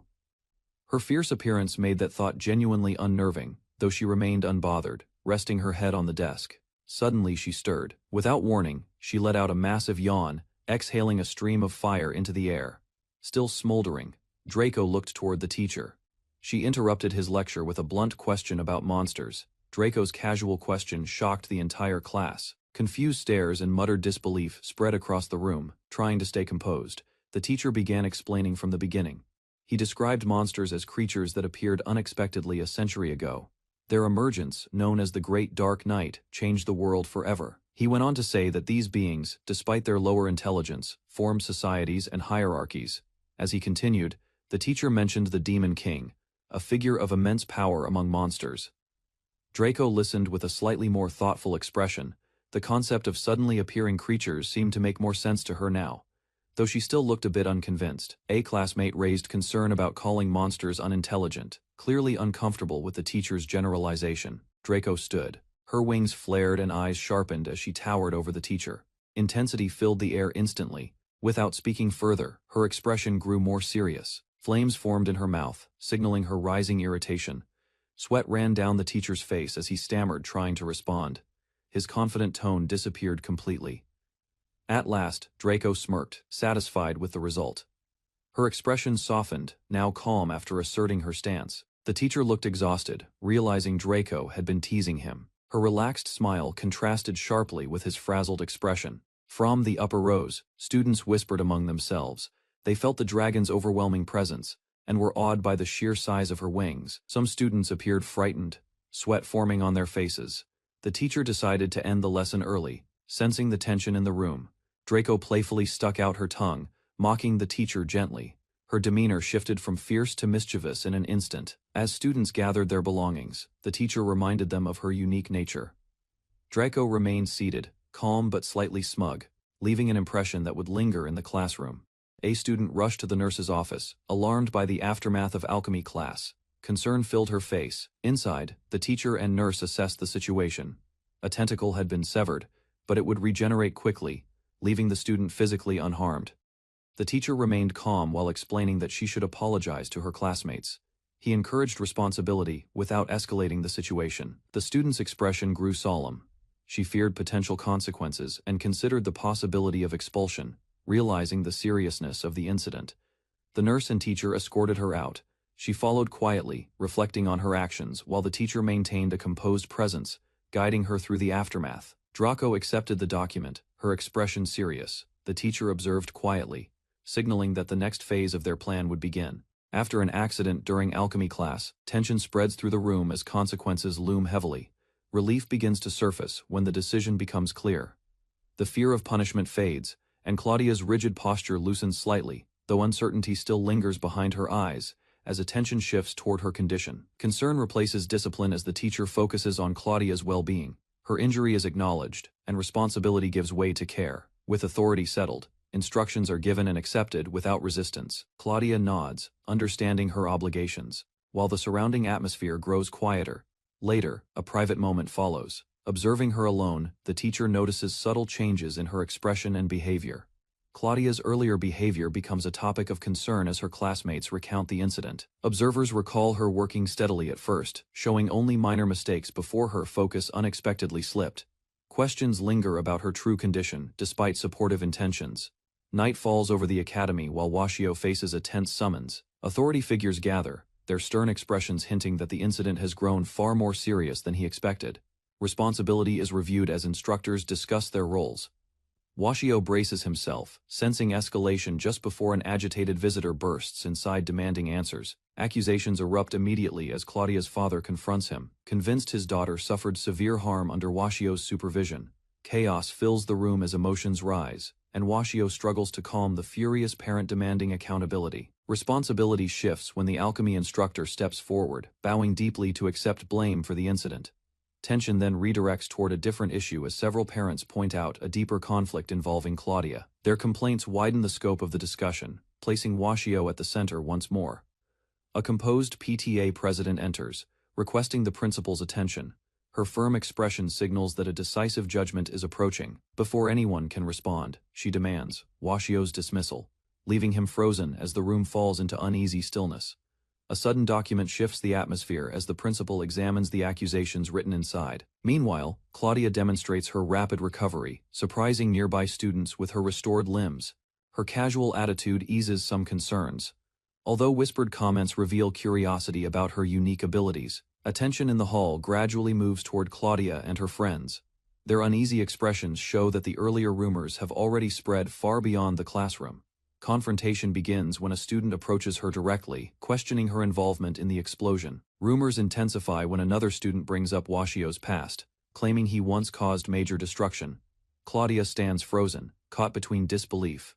Rumors intensify as a student mocks Claudia's group, turning suspicion toward anyone connected to Washio. Inside the meeting hall, the situation grows heavier.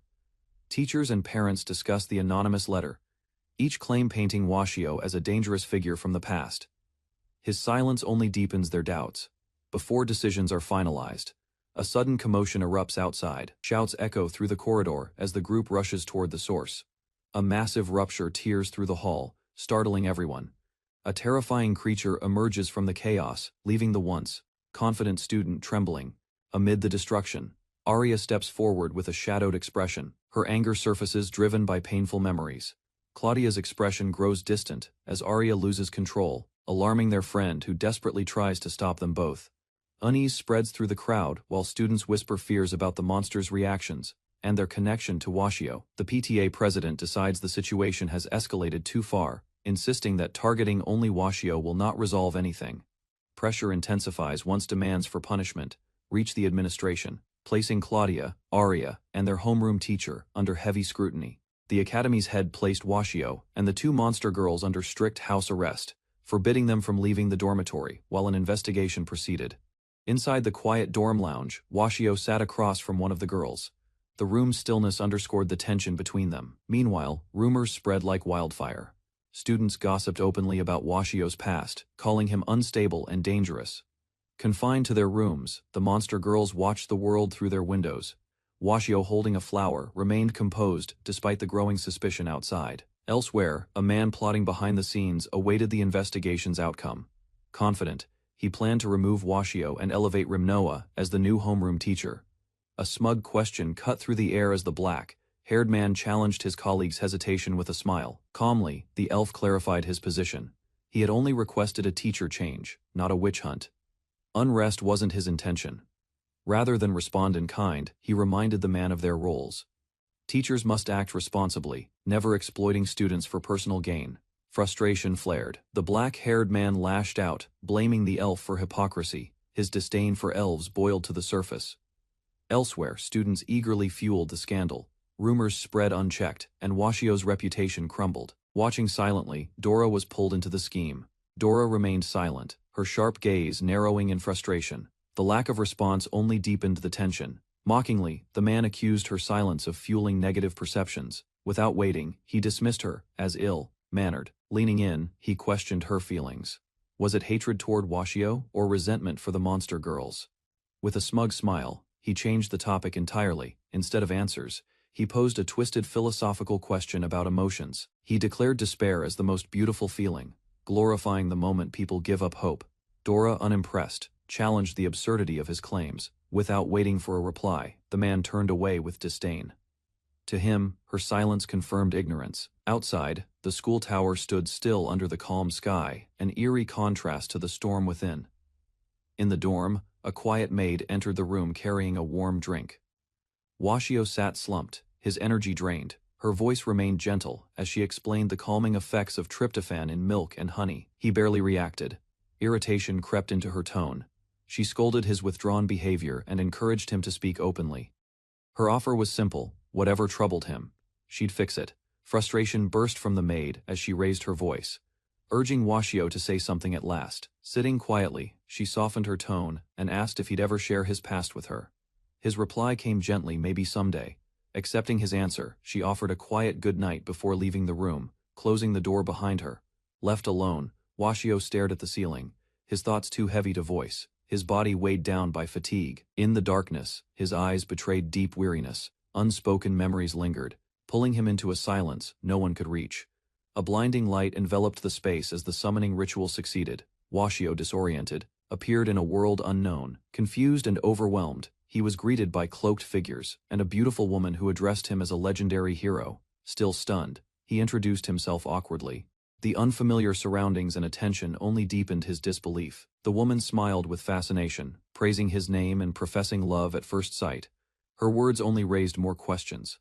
With unwavering seriousness, she commanded him to protect the kingdom from monsters and lead them to victory. Swords and claws surrounded him as the gravity of his new role became clear. Shock overtook Washio as the weight of the demand settled in. Facing monsters was never part of his plan.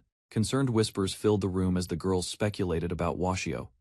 Sensei's absence driven by curiosity and concern. One of the students approached Arya-sama, asking to know more about their teacher's past. Arya began recounting the tale. Long ago, Washio, sensei was feared and respected as the Golden Eagle, a powerful mage summoned from another world.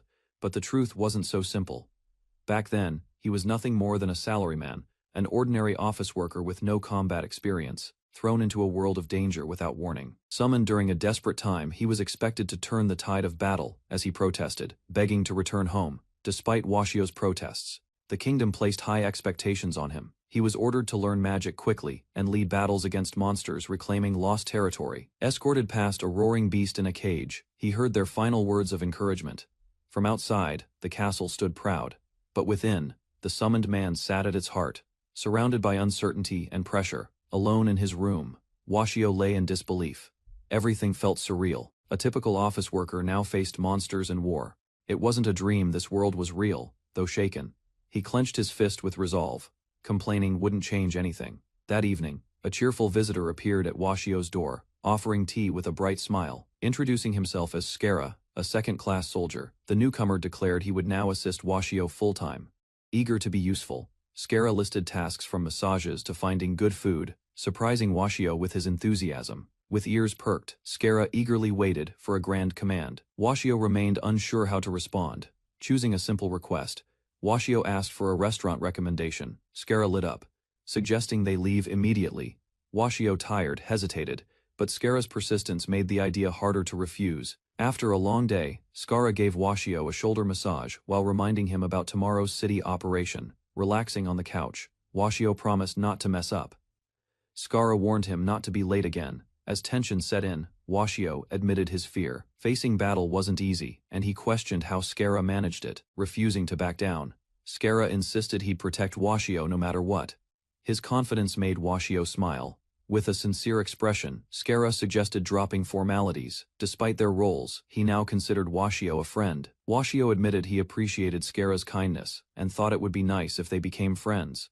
Overjoyed by the suggestion, Skara eagerly asked to call him Washio-san, hoping they'd bond beyond missions. The atmosphere lightened as they planned to eat together after the operation, though Washio jokingly voiced concern. As night fell, Skara questioned Washio's slang. Their carefree exchange echoed, unaware that battle awaited with sunrise. The next day, chaos erupted. Skara raised his shield while Washio unleashed powerful magic, facing danger head. After a fierce clash, Skara stood among allies wounded, yet proud. Then, everything shattered like glass. A sudden vision overwhelmed Washio. His eyes widened in terror as reality twisted before him. Elsewhere, Skara awoke struggling for breath, connected to a machine. Pain and confusion clouded his expression. Gripping the blanket, he whispered a vow. In Washio's place, he would protect everyone, especially the monsters. Far away, another figure held a mysterious girl close. Her expression was solemn, and his was unreadable. The girl sat quietly until a sudden order broke the silence. Washio. Sensei was to be summoned. Without hesitation, the message was passed to notify him of the urgent matter. Behind the large double doors, a summons from the principal awaited. Authority and tension loomed from within the room. Inside the chamber, an inquiry had begun. Washio once served in the kingdom's elite magic corps. Fragments of memory surfaced. A small octopus-like creature, frightened and restrained. The faces of those affected haunted Washio as images from the experiment flashed in his mind. Without emotion, he confirmed everything. There was no hesitation. He declared the information was accurate, no mistake at all. Shock rippled through the panel as members expressed disgust.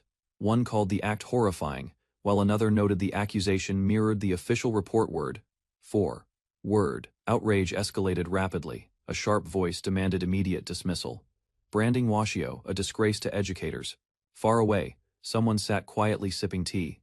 Washio's clenched fist revealed the pressure mounting behind his silence. Concern grew elsewhere. One student, visibly uneasy, voiced her worry for Washio's fate. Doubt, however, lingered. Her friend seemed indifferent, calling her reaction excessive. Though she asked if Dorako shared her concern, the response remained emotionally detached. Dorako remained indifferent. Her expression didn't waver as she declared she had no concern for what happened to Washio. Her classmate responded with disbelief. The situation, after all, involved their mentor, someone who once saved their lives. Suddenly, Dorako burst into laughter. The intensity of her reaction contrasted sharply with her earlier coldness. Lounging back in her chair, she mocked the seriousness of the situation. Yet, her teasing tone felt layered with deeper frustration. Abruptly standing, she stepped forward, eyes burning with emotion. Confronting her peer, she revealed the truth. Washio's pain came from their very existence. Washio appeared silently at the door, his presence halting the heated exchange between the two girls. Taking advantage of the timing, Dorako pressed the issue. She urged her friend to confront him directly. Washio's expression remained unreadable. He looked exhausted as the student hesitantly called out to him, seeking clarity. In that moment, his mind drifted. Images of cheerful, once experimented monster creatures resurfaced, mixing with heavy emotion. A single, cold statement followed. Without hesitation, he admitted it. Everything happening was, in his view, their fault. Washio expressed regret. He blamed the students for dragging his hidden past into the open despite his efforts to remain unnoticed. Standing behind them, Dorako repeated his words with eerie calm. He should never have saved them in the first place. Overwhelmed, the girl trembled. Tears welled up as she tried to process the cruel shift in his tone. From behind, Dorako reaffirmed the harsh reality. Her words were blunt now. There was no room left for misunderstanding. Without waiting for a reply, Washio turned to leave.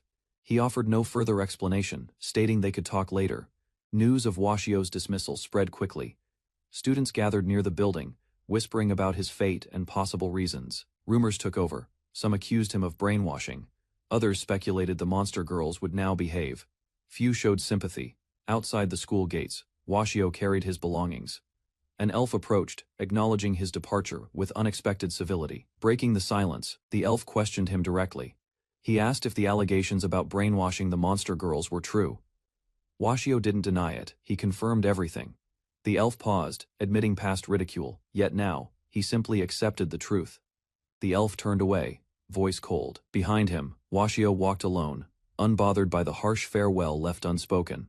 Morning light filtered through the windows as the classroom sat in silence. Students quietly awaited instruction. One girl avoided eye contact, visibly tense. The teacher, a composed elf with a stern gaze, addressed the class and began homeroom without delay. Standing firm at the front, he delivered a series of announcements. The Washio faction was disbanded. Reactions varied, but unease spread. The two girls remained quiet, processing the shift in power. As the elf turned to leave, he reminded them to head to their next class, and not to sulk. Left alone in the now empty classroom, the teacher released a long sigh. Even he felt the weight of change. A fellow teacher approached Ramoa with a smirk, teasing him about his student's behavior. Without warning, the man presented a potion. Its label made Ramoa tense, designed to tame monsters. It suggested a shortcut he didn't want. Ramoa studied the bottle in silence. He refused the offer, firmly stating his belief in words, not potions. As Ramoa walked away, the other man watched with a casual smile. He found elves' pride troublesome, but amusing nonetheless. Back to his duties, Julius was handed the classroom logbook. With ease, he accepted a stack of graded homework to return. A narrow stone staircase spiraled downward. Beside it, bags and luggage stood packed, signaling a sudden departure. Inside, students gathered to sort through abandoned belongings, their time under Washio. Sensei's guidance had passed swiftly. Memories clung to the room. As they debated what to discard, opinions clashed. Some pleaded to preserve the research, others insisted there was no reason to keep anything. Suddenly, someone burst in cheerfully, interrupting the somber mood. She offered help, calling one of the girls her honey bunny. Her tone clashed with the atmosphere, while others watched in confusion. Frederick declared he'd send the items to Washio. His words made one student uneasy. Frederick hesitated. Though he wished to see Washio again, he knew reaching out might burden him further. Claudia smiled gently, blaming herself for the recent chaos. Rather than dwell on guilt, she asked for help moving her belongings. Determined, Frederick stepped forward. He reminded Claudia that she still believed in Washio and insisted they uncover the truth together. Doubt lingered among the others. One questioned his motivation, unsure what he stood to gain from the pursuit. With a soft smile, Frederick revealed his reason. All he wanted in return was to see their smiles again. Frederick's sincere words were met with teasing. Some called him cheesy. Others compared him to a romance lead. Yet his kindness stirred emotion in at least one listener. Frustration broke through as another student raised her voice. She couldn't accept the rumors and was eager to find the truth. Another girl spoke up. Despite past pain, she couldn't ignore her lingering doubts and wanted answers. The group gathered, with agreement in the air. Claudia simply responded with a firm understood, ready to take action. They examined a mysterious accusation letter. The sender remained anonymous, but its impact was real. Suspicions began to rise. One student pointed to Ramoa sensei as a potential culprit, though the accusation stirred tension among the group. Another possibility emerged: Julius sensei. His habit of using dots at sentence ends matched the letter's formatting, drawing fresh attention. Despite the clue, doubt lingered. Someone reminded them that the writer might not even be a teacher. A sharp-nosed snake girl contributed next. She smelled faint traces of chemicals on the letter, strengthening the theory that Julius, a pharmacology teacher, might be involved. Her testimony was met with skepticism. Frederick joked about snake stereotypes, while she insisted she wasn't two-faced, despite her appearance. The group arrived at Julius Sensei's private room, tension rising as suspicions hovered unspoken among them. Inside, the room was disorganized. Papers, plants, and clutter filled the space, hinting that something had gone terribly wrong. Suspicious of Julius's involvement, the girl planned to infiltrate his room and gather evidence. After sneaking inside, she joined her friends in the kitchen. One of them reminded her to stay quiet, while another apologized for making noise. Nervously, she crept down the hallway. Her eyes scanned for Julius's private quarters, while her friend urged her to hurry. The group entered the room together. One girl admitted it was her first time breaking the rules, while the others hesitantly agreed to help despite their discomfort. Once inside, she took the lead and searched near the window. Her snake-like companion remained alert, watching for any movement. Inside the room, the group discovered an old typewriter sitting on the desk. One of them confirmed it matched the format and ink used in the accusation letter. To validate their suspicion, Frederick was asked to present the original letter. A close inspection revealed a unique font from the typewriter. Everyone agreed it was identical to the one used in the letter, leaving little room for doubt. While the trash yielded no draft, a wax seal identical to the one on the letter was found.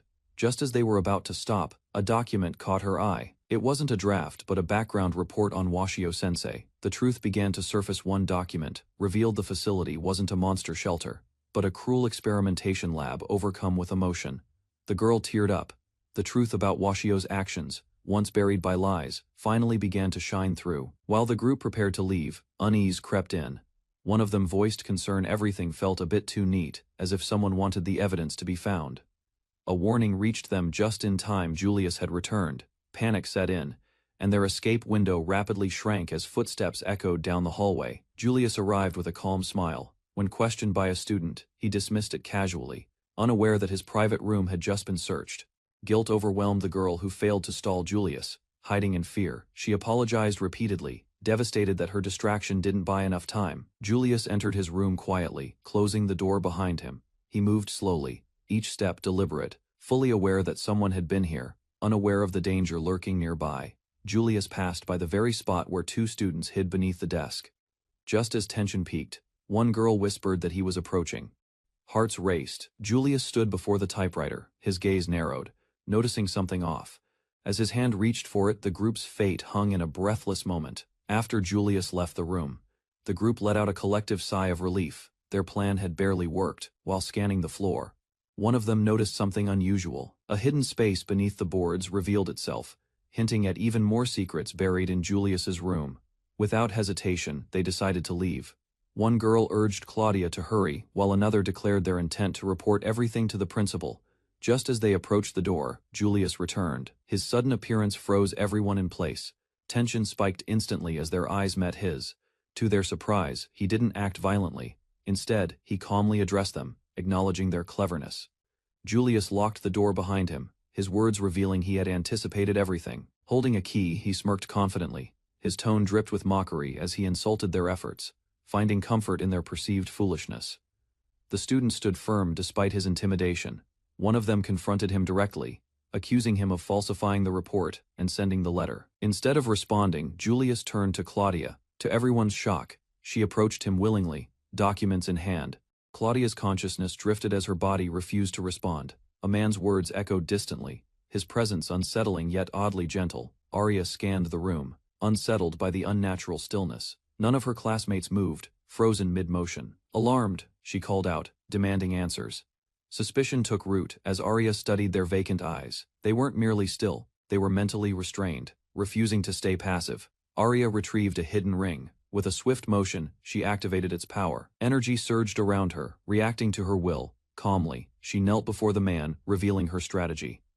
Magic alone failed against monsters, but she struck when they were still human. Faced with the enemy's smirk, she demanded answers.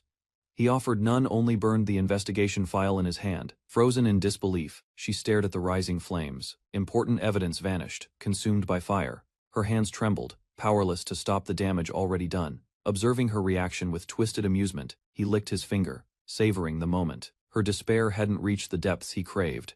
With eerie calm, he praised despair as a gift. To him it was more than emotion, it was a rare privilege. Fixated on her mind, he listed the many forms of despair like a scholar reciting theory. Her monster heritage only made her more fascinating to dissect. Leaning in, the man gripped Arya's face gently, savoring her fearful expression. His voice demanded deeper despair. Without warning, he reached for a small device hidden beneath his sleeve. A quick motion activated it, revealing its sharp mechanism. Arya stared at the strange tool now attached to her body. Panic rose as she struggled to comprehend its purpose. A calm smile crossed his lips as he adjusted the device. His words offered false reassurance while he prepared for pain. Suddenly, Claudia rushed in. Her sharp voice cut through the tension. Eyes narrowed. She stood firm between him and Arya. Arya's body stiffened as a strange sensation clouded her mind once more. Her limbs grew heavier, resisting movement. Close behind, the man whispered with eerie calm, gently instructing her not to resist. His grip tightened. A long tail blocked the path forward as another girl stood paralyzed, helpless to intervene. The captor's control spread without resistance. At that moment, the door burst open. A new girl entered, eyes fixed on the scene with quiet fury. Holding a bat in one hand, she addressed the villain coldly. Her words carried no emotion, but her presence shifted the tension. A flicker of surprise broke through the man's smug expression. His grin faltered as he sensed a shift. Facing the new arrival, he played along. With a smirk, he agreed to meet later and stepped away. With a snap of his fingers, the spell broke. One by one, the students blinked in confusion as awareness returned. The classroom filled with murmurs as each student struggled to recall what had happened. Their minds remained foggy, unsure of the lost moments. Watching silently, Arya turned to Draco. Suspicion crept into her voice as she questioned the girl's involvement. A cold warning flared in her eyes, urging others to stay away from the unfolding danger. Claudia, however, pushed back defiantly. Her voice rang out, determined to expose the truth and clear Washio-sensei's name. Conviction sparked a new idea. With sudden clarity, her expression lit up as she prepared to take action. Without hesitation, Claudia dashed off. The others were left stunned, barely able to react to her impulsive decisions. Smiles softened the tension as her friends watched her run.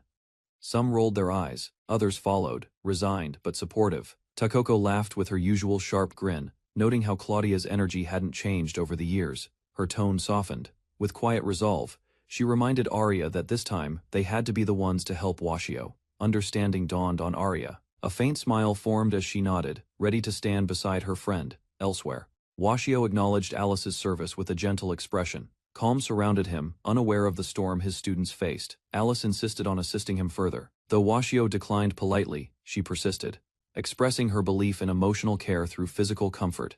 She reached out calmly, informing him of her functions. Startled, Washio quickly recoiled, overwhelmed by her unexpected offer. Washio diligently made the beds while Alice finished cleaning the rooms. Together, they reported to the inn's elderly manager, receiving a simple thank you for their efforts. Despite their hard work, the inn's location on an old, rarely used highway made new customers unlikely. Later, Washio greeted a well-dressed guest at the entrance. His smile was warm as he offered a towel. While walking upstairs, Washio brushed off compliments. Working at the inn felt natural to him. He reflected on the past. Teaching at the Magic Academy had been stressful and burdensome. Now Washio appreciated the chance to live simply and work at the inn. Alice denied being young once again, reacting to a light-hearted remark from the elderly manager. After a short exchange, the manager stepped away to handle kitchen duties, leaving Washio in charge of the front desk for the time being. Washio casually shared his dreams of running an inn. His joking tone made Alice uncomfortable. Clarifying his earlier comments, Washio explained that he admired the refined service style of people like Lady Claudia and Arya. Curiosity softened her expression as she asked if he ever regretted leaving the academy. Beneath her composed demeanor, she genuinely wanted to understand his decision, and perhaps what he was still holding on to. Washio tried to deny his feelings, but Alice quietly saw through his expression and unease. Eventually, he admitted regret. His past at the academy left behind complications, born from half-truths and missteps. While preparing food, he reflected that teaching had never truly suited him. Letting go of those responsibilities now brought relief. Alice questioned if that meant completely abandoning Lady Claudia and Arya. Washio acknowledged the pain he caused, realizing his decisions hurt the very people he wished to protect. With a forced smile, he convinced himself it was better not to get involved. Choosing distance, he believed it was the only way to let them live freely, without his shadow. Alice processed his decision in silence. Though not fully convinced, she chose to respect his resolve. Later, she found him lying sick in bed. Despite his apologies, she promised to remain beside him until the end. The next day began like any other. Washio stepped outside, energized, and ready to tackle his duties around the inn. Just as he started his tasks, a loud noise interrupted his thoughts. Confused, he turned toward the sudden commotion. Out of nowhere, a girl launched herself into him. The impact caught him off guard, crashing directly into his chest. Alice processed his decision in silence. Though not fully convinced, she chose to respect his resolve. Later, she found him lying sick in bed. Despite his apologies, she promised to remain beside him until the end. The next day began like any other. Washio stepped outside, energized and ready to tackle his duties around the inn. Just as he started his tasks, a loud noise interrupted his thoughts. Confused, he turned toward the sudden commotion. Out of nowhere, a girl launched herself into him. The impact caught him off guard, crashing directly into his chest. Claudia wrapped herself tightly around the young man, pressing him down as he struggled beneath her weight. A maid arrived with tea while he strained to endure the pressure. Sudden realization struck him when he learned his background records had been forged. Shock spread across his face as confusion overwhelmed his thoughts. She displayed a small vial, exposing the substance forced upon him. A dark-haired figure lingered behind her, intensifying his fear, and mental haze pain flared through his back as he attempted to move forward. Claudia reached out in alarm while he forced himself onward. Exhaustion overcame him, dropping him to the floor. Worry filled Claudia as she offered to carry him to the academy and remain beside him. Claudia lifted the injured man into her arms while the maid urged her to hold him properly. Despite the strain, she adjusted her grip and prepared to depart immediately. Engines roared as their vehicle accelerated at full power. The man's face tightened with fear while speed forced them toward their destination. Claudia shielded him midair as impact approached. Wind tore past them while the landscape blurred beneath their rapid descent. During the flight, discussion turned to a hidden objective involving monster girls. The man listened closely, troubled by unfamiliar terminology. Explanation followed about a force called the monstral factor. Its absorption triggered violent transformation, threatening reason and unleashing uncontrollable aggression. Claudia held him firmly while the risk of injection was questioned. Concern spread as they considered what would happen if the substance entered his body. Attention shifted to the authority overseeing the research facility. A composed silver-haired inspector stood beside a dark-haired superior, both connected to the kingdom's highest wizards. Realization dawned on the injured man as he linked the drug to Julius. Regret surfaced when he admitted he had ignored the signs. Claudia reacted in shock upon remembering the forbidden research. The truth emerged that he had sealed those memories himself. Clarity returned to his eyes as he accepted responsibility. Determination replaced avoidance, acknowledging he had been running from the name all along. Resolve hardened across their faces as he admitted he could no longer flee his past. Claudia watched him closely, sensing his determination returning.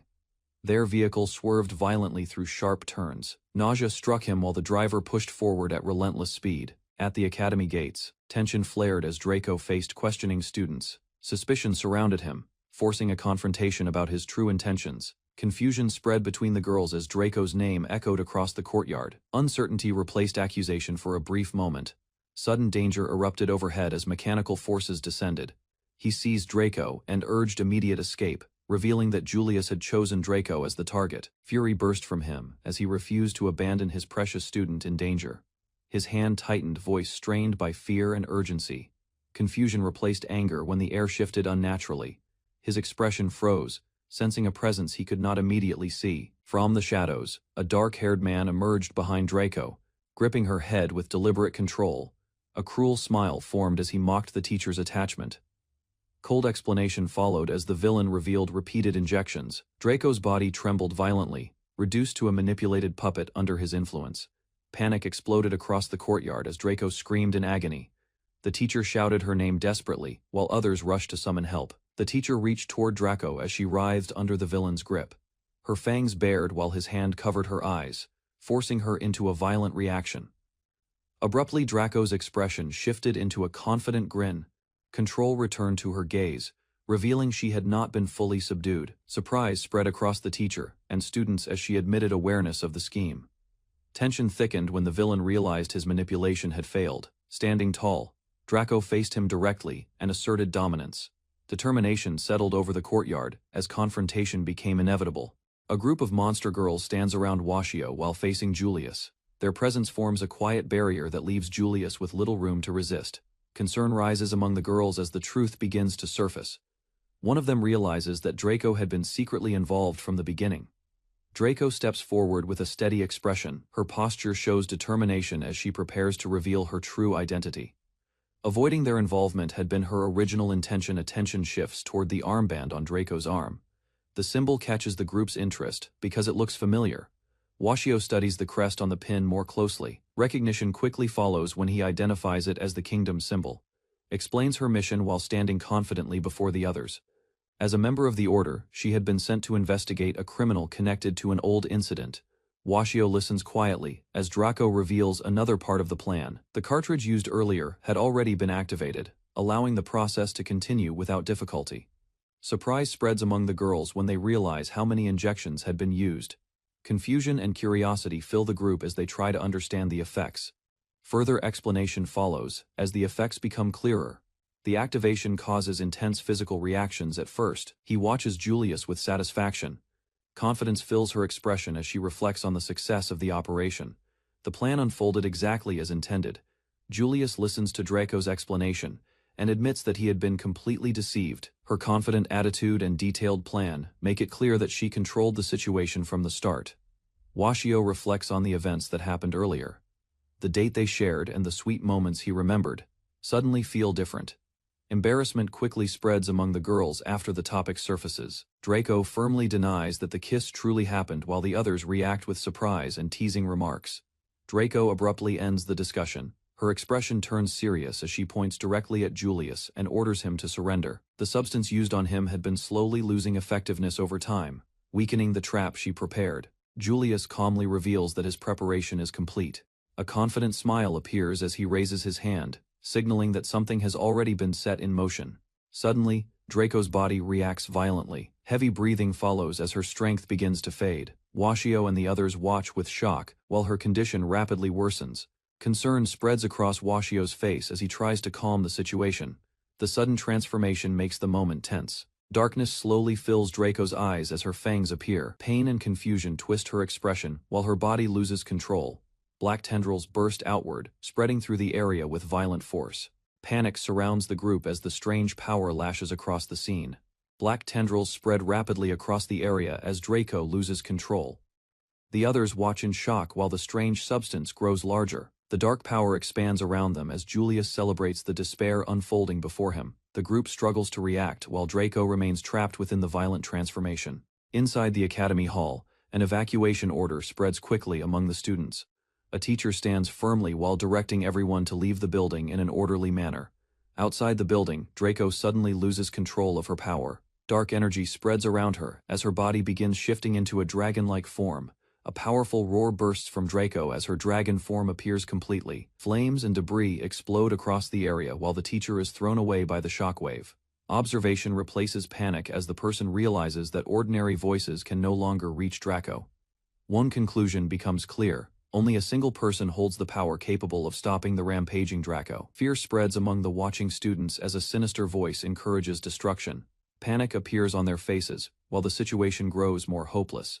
A strange magical pattern forms inside glowing eyes, showing that an outside force is influencing Draco's mind. High above the academy, Draco's dragon form flies through the sky, while energy surges downward. Amid the broken ground, the injured teacher slowly lifts his head while protecting the girl beside him. Pain covers his body, yet relief appears when he realizes she is safe. Far above, the raging dragon gathers a glowing blast inside its mouth. Determination replaces exhaustion as the teacher looks up and calls for Draco to return to her senses. The masked girl suddenly steps forward and strikes the dark figure before he can react. Her movement is fast and decisive, forcing him backward. After the strike, the masked girl's strength fades quickly. Exhaustion overtakes her body and she quietly begins to collapse. Meanwhile, Draco's dragon form continues moving across the battlefield, Her enormous body trembles while unstable power surrounds her. High above the academy, Draco releases a massive beam of energy. The attack tears through the school buildings, sending debris and flames across the area. From a distance, the dragon circles in the sky while frightened students gather below, watching helplessly as the school continues to burn. High above the academy, Draco's dragon form moves through thick clouds while unstable energy gathers around her body. Dark power suddenly surges from Draco's body as the transformation grows even more violent. Her arms and claws expand while black energy spreads across the area. Fear spreads among the remaining students as Draco begins gathering energy inside her mouth. A blinding beam erupts from the dragon's mouth and crashes toward the academy grounds. The massive attack strikes the earth with overwhelming force, shaking the entire area with a violent explosion. Silence slowly replaces the chaos as drifting smoke fills the sky. One student looks up with tears in her eyes, uncertain whether the destruction has finally ended. Amid the drifting smoke, the injured teacher slowly rises from the rubble. His body is bruised, yet determination remains clear in his posture. Nearby, the enemy watches with confidence, believing the exhausted teacher cannot fight any longer. The situation appears hopeless as the damaged battlefield surrounds them. Lightning-like energy surrounds him as his strength awakens, revealing his resolve to protect the students and confront the enemy directly. A violent force slashes through the air as a chained monster crashes against shattered ground. From a distance, a man desperately calls out to Draco, promising rescue while watching the creature struggle within a cracked barrier. Elsewhere, a dark-haired student observes calmly, explaining that a rampaging monster cannot return to normal. Behind him, the restrained beast continues thrashing. As tension spreads through the scene, the student admits uncertainty about reversing the transformation. At the same time, the man recalls a teacher's duty to protect students, urging immediate action to restore Draco. Suddenly, the monster breaks free and charges forward. A small dragon-like girl appears, reacting in alarm as chaos erupts. Flames surge around the man as the towering creature seizes him. Despite the danger, he struggles and tries to calm Draco's uncontrollable rage. The teacher stands firm before the raging dragon, urging her to steady herself. Dark energy slices through the air as the creature circles above, refusing to slow down despite his efforts. Sweat runs down his face while he studies her movements. Realizing ordinary restraint will fail, he prepares to test a different method against her uncontrolled transformation. A sudden blast erupts as the winged figure dives through smoke. The teacher signals confidently, yet the explosion consumes the space between them, drawing shocked cries from watching students. When the smoke clears, the dragon remains unharmed. Observers explain that her scales repel most magic, making weak spells useless and forcing consideration of extreme measures. Behind the anxious girls, a calm student steps forward. With a faint smile, he prepares to demonstrate a decisive lesson. The dark-haired student calmly dismisses the idea that a dragon's strength lies in its barrier. He challenges the frightened girl beside him, asking what truly makes an almighty dragon unstoppable. Above the battlefield, the dragon unleashes a blazing torrent downward. The teacher is struck by the overwhelming flames as the student declares that a dragon's true weapon is its breath. Two girls watch in horror as smoke spreads across the field. One calls out for their teacher while the other tries to steady herself despite rising panic. Through the haze, an explanation follows that dragonfire does not kill instantly. Instead, prolonged exposure to extreme heat steadily increases the risk of death. The student adds that the flames consume oxygen and release toxic gases. Hidden within thick smoke, the teacher's fate remains uncertain. Within thick smoke, the teacher coughs and struggles to see. Heat and fumes surround him as he shields his face, barely able to remain standing. Observing carefully, a student notes that he anticipated the danger. Using knowledge of airflow and human limits, the teacher minimizes harm despite the dragon's intense flames. Determination replaces fear as one girl steps forward.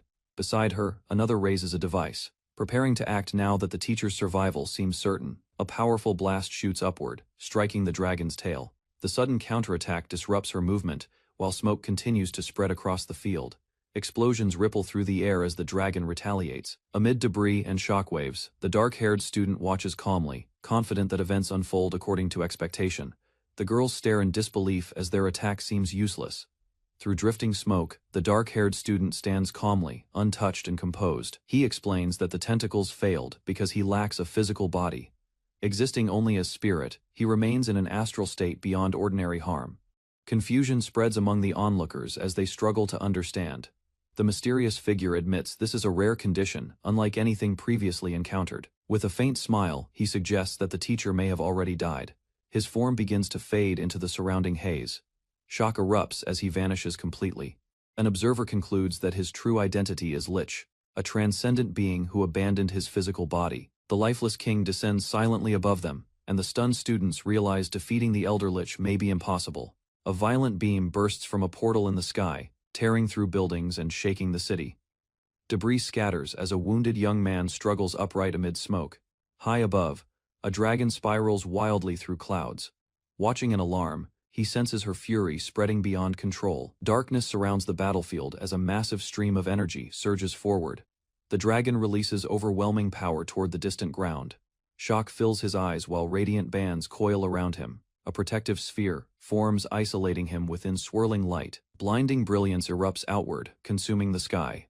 Explosions follow across the city below. Sweat runs down his face as he realizes the city will fall if the rampage continues. Urgency hardens his expression. Without hesitation, he dashes forward across broken ground. Above him, the dragon hovers, her fangs bared in uncontrolled rage. A blazing pillar of light descends from the sky. Bracing himself, he shields his body while the dragon unleashes destructive force. A sharp signal echoes as a device activates. Energy erupts around him, forming a barrier that propels him straight toward her. Through the smoke, a dark-haired figure watches calmly, a faint smile appearing as the clash reaches its peak. The girls launch repeated strikes, yet their blows barely slow the dark-haired man. Frustration spreads as they realize their attacks achieve almost nothing. Standing within the smoke, he calmly endures both physical and magical assaults. Confidence shows in his posture, untouched by their combined efforts. Moving behind one of them, he speaks with quiet certainty. A sudden counterattack sends her reeling, unable to land a solid hit. Shock overtakes the younger girl as she swings again, but her strike passes uselessly through him, leaving her unsettled. An explanation follows, revealing his existence in an astral state beyond normal physical reach. The girls protest the unfairness of facing an astral opponent who can strike them while remaining untouchable. Their frustration grows as sacred magic proves ineffective. Doubt spreads among them, yet the dark-haired man calmly denies being invincible. A faint smirk suggests hidden confidence. A strange odor drifts across the battlefield. One girl quickly identifies it as a corrosive gas spell and warns the others. Thick fumes surround them, triggering dizziness and overwhelming sensations. Panic rises as their bodies weaken under the unexpected attack. Amid the chaos, the wounded young man launches himself skyward, determination returning to his eyes as explosions flash around him. The dragon girl descends from the sky, her body trembling as unstable energy flickers around her. Seeing her fall, the young man shouts her name and stretches his hand forward. He lunges into the air and swings with urgency, yet his arm slices through empty space. The figure before him dissolves, revealing it was only a mirror image. A quiet voice behind him confirms the deception. Before he can fully turn, the real dragon closes in from his blind side. Instead of striking, she presses herself against him, eyes unfocused and breathing uneven. Her strength wavers as confusion replaces rage. He wraps both arms around her and holds on tightly. Suspended together in the open sky, he steadies her shaking body until the violent aura finally fades. A boy stands before a towering dragon, their minds linked through telepathy. Ancient memories surface as he recalls saving her long ago. Her presence appears inside his thoughts, crowned yet isolated. He senses her fear and the weight of being different. Surrounded by dark figures, the dragon curls inward. Pressure from unseen forces traps her, and distress fills the shared space. Shadows tighten like restraints. Panic rises as she struggles against the confinement closing around her body. Stepping forward, the boy reaches out calmly. Power spreads from his hand, scattering the darkness. The dragon shrinks to a small form, freed and safe before him. The small dragon looks up in confusion as the darkness fades. Recognition replaces fear when she sees the man before her. He lifts her gently into his arms. Relief softens his face while her tense body slowly relaxes against him. Tears gather in her eyes as memories return. The warmth of his presence feels unchanged from long ago. She buries her face into his shoulder, holding him tightly. Emotions overflow after enduring isolation and fear. Standing apart, he smiles reassuringly, despite his injuries. In her human form, she trembles with lingering guilt, yet remains grateful to be saved, once again. The man touches his injured forehead, then studies the grown dragon girl before him. Recognition settles calmly in his eyes. He accepts her question without hesitation, acknowledging how much she has changed since their first meeting. Leaves cling to her trembling body as she waits, tears spill freely down her cheeks. Joy replaces doubt, and her tense shoulders finally loosen. Overcome with emotion, she throws herself forward, revealing her name and the truth of her identity. Sharp fangs show through her wide smile as gratitude pours out. Suddenly, a powerful blast erupts nearby. He steps into the smoke, forming a barrier, while others watch in alarm. The group analyzes the enemy's astral state, concluding his soul must exist nearby as a vessel supplying magic. Claudia, the woman with short black hair, studies the theory carefully. While attacks clash in the air, their detection magic fails to locate any hidden core. Doubt spreads as the battle drags on. Time runs short. Claudia scans the surroundings, searching for an object or presence connected to the astral body. Suspicion shifts when the enemy behaves too casually. His confidence hints that the vessel may be closer than expected. Suddenly, an attack strikes. Claudia shields the child with her body, taking the blow as the others watch in shock. Claudia kneels beside Rimnoa-sensei, who has been struck protecting the child. Blood stains the floor as urgency overtakes hesitation. Recalling the theory about the soul's vessel, Claudia considers hidden spaces nearby. Her eyes shift toward the floorboards beneath them. Rimnoa-sensei entrusts the search to Claudia. Though injured, she urges immediate action before the enemy regains control. Dark energy gathers as the opponent attempts to interfere. Claudia rises without fear, moving past the threat with firm resolve. Allies step forward to block the enemy's path. With their support holding the line, Claudia rushes to uncover the hidden vessel below. Claudia rushes into Julia-sensei's room, recalling the faint gap she once sensed beneath the floorboards. The memory sharpens her focus, despite the chaos outside. She scans the room quickly, confirming the location near the desk where the space felt hollow. Determination replaces doubt as she moves into position. Without hesitation, Claudia braces herself and prepares to break through the wooden boards. The room falls silent for a brief moment. Her strike crashes down with force, splintering the floor. Dust and fragments scatter as the hidden layer beneath is exposed. A concealed staircase appears below. Standing at the edge, Claudia steadies her breath. Certain the vessel lies further down. Claudia descends the hidden staircase, aura blazing behind her, prepared to confront the soul vessel waiting below. Claudia entered the underground tower after sensing Washio's soul hidden deep inside the ruins. Dark smoke surrounded the staircase while strange magic covered the walls. Near the chamber's center, she discovered a glowing ring protected by black shadows. Determination pushed her forward as she prepared to retrieve the artifact. Suddenly, a giant skeletal monster descended from above and blocked her escape route. Its sharp blades surrounded Claudia before she could react. Steel, like attacks, crashed into the floor beside her. Cracks spread across the chamber as the monster continued hunting her relentlessly. Fear overwhelmed Claudia while the creature chased her through the collapsing ruins. Claudia suddenly stopped running and hid her fear behind a calm smile. The monster watched carefully while she prepared a reckless plan. The skeletal creature mocked her weakness and spread its sharp weapons across the chamber.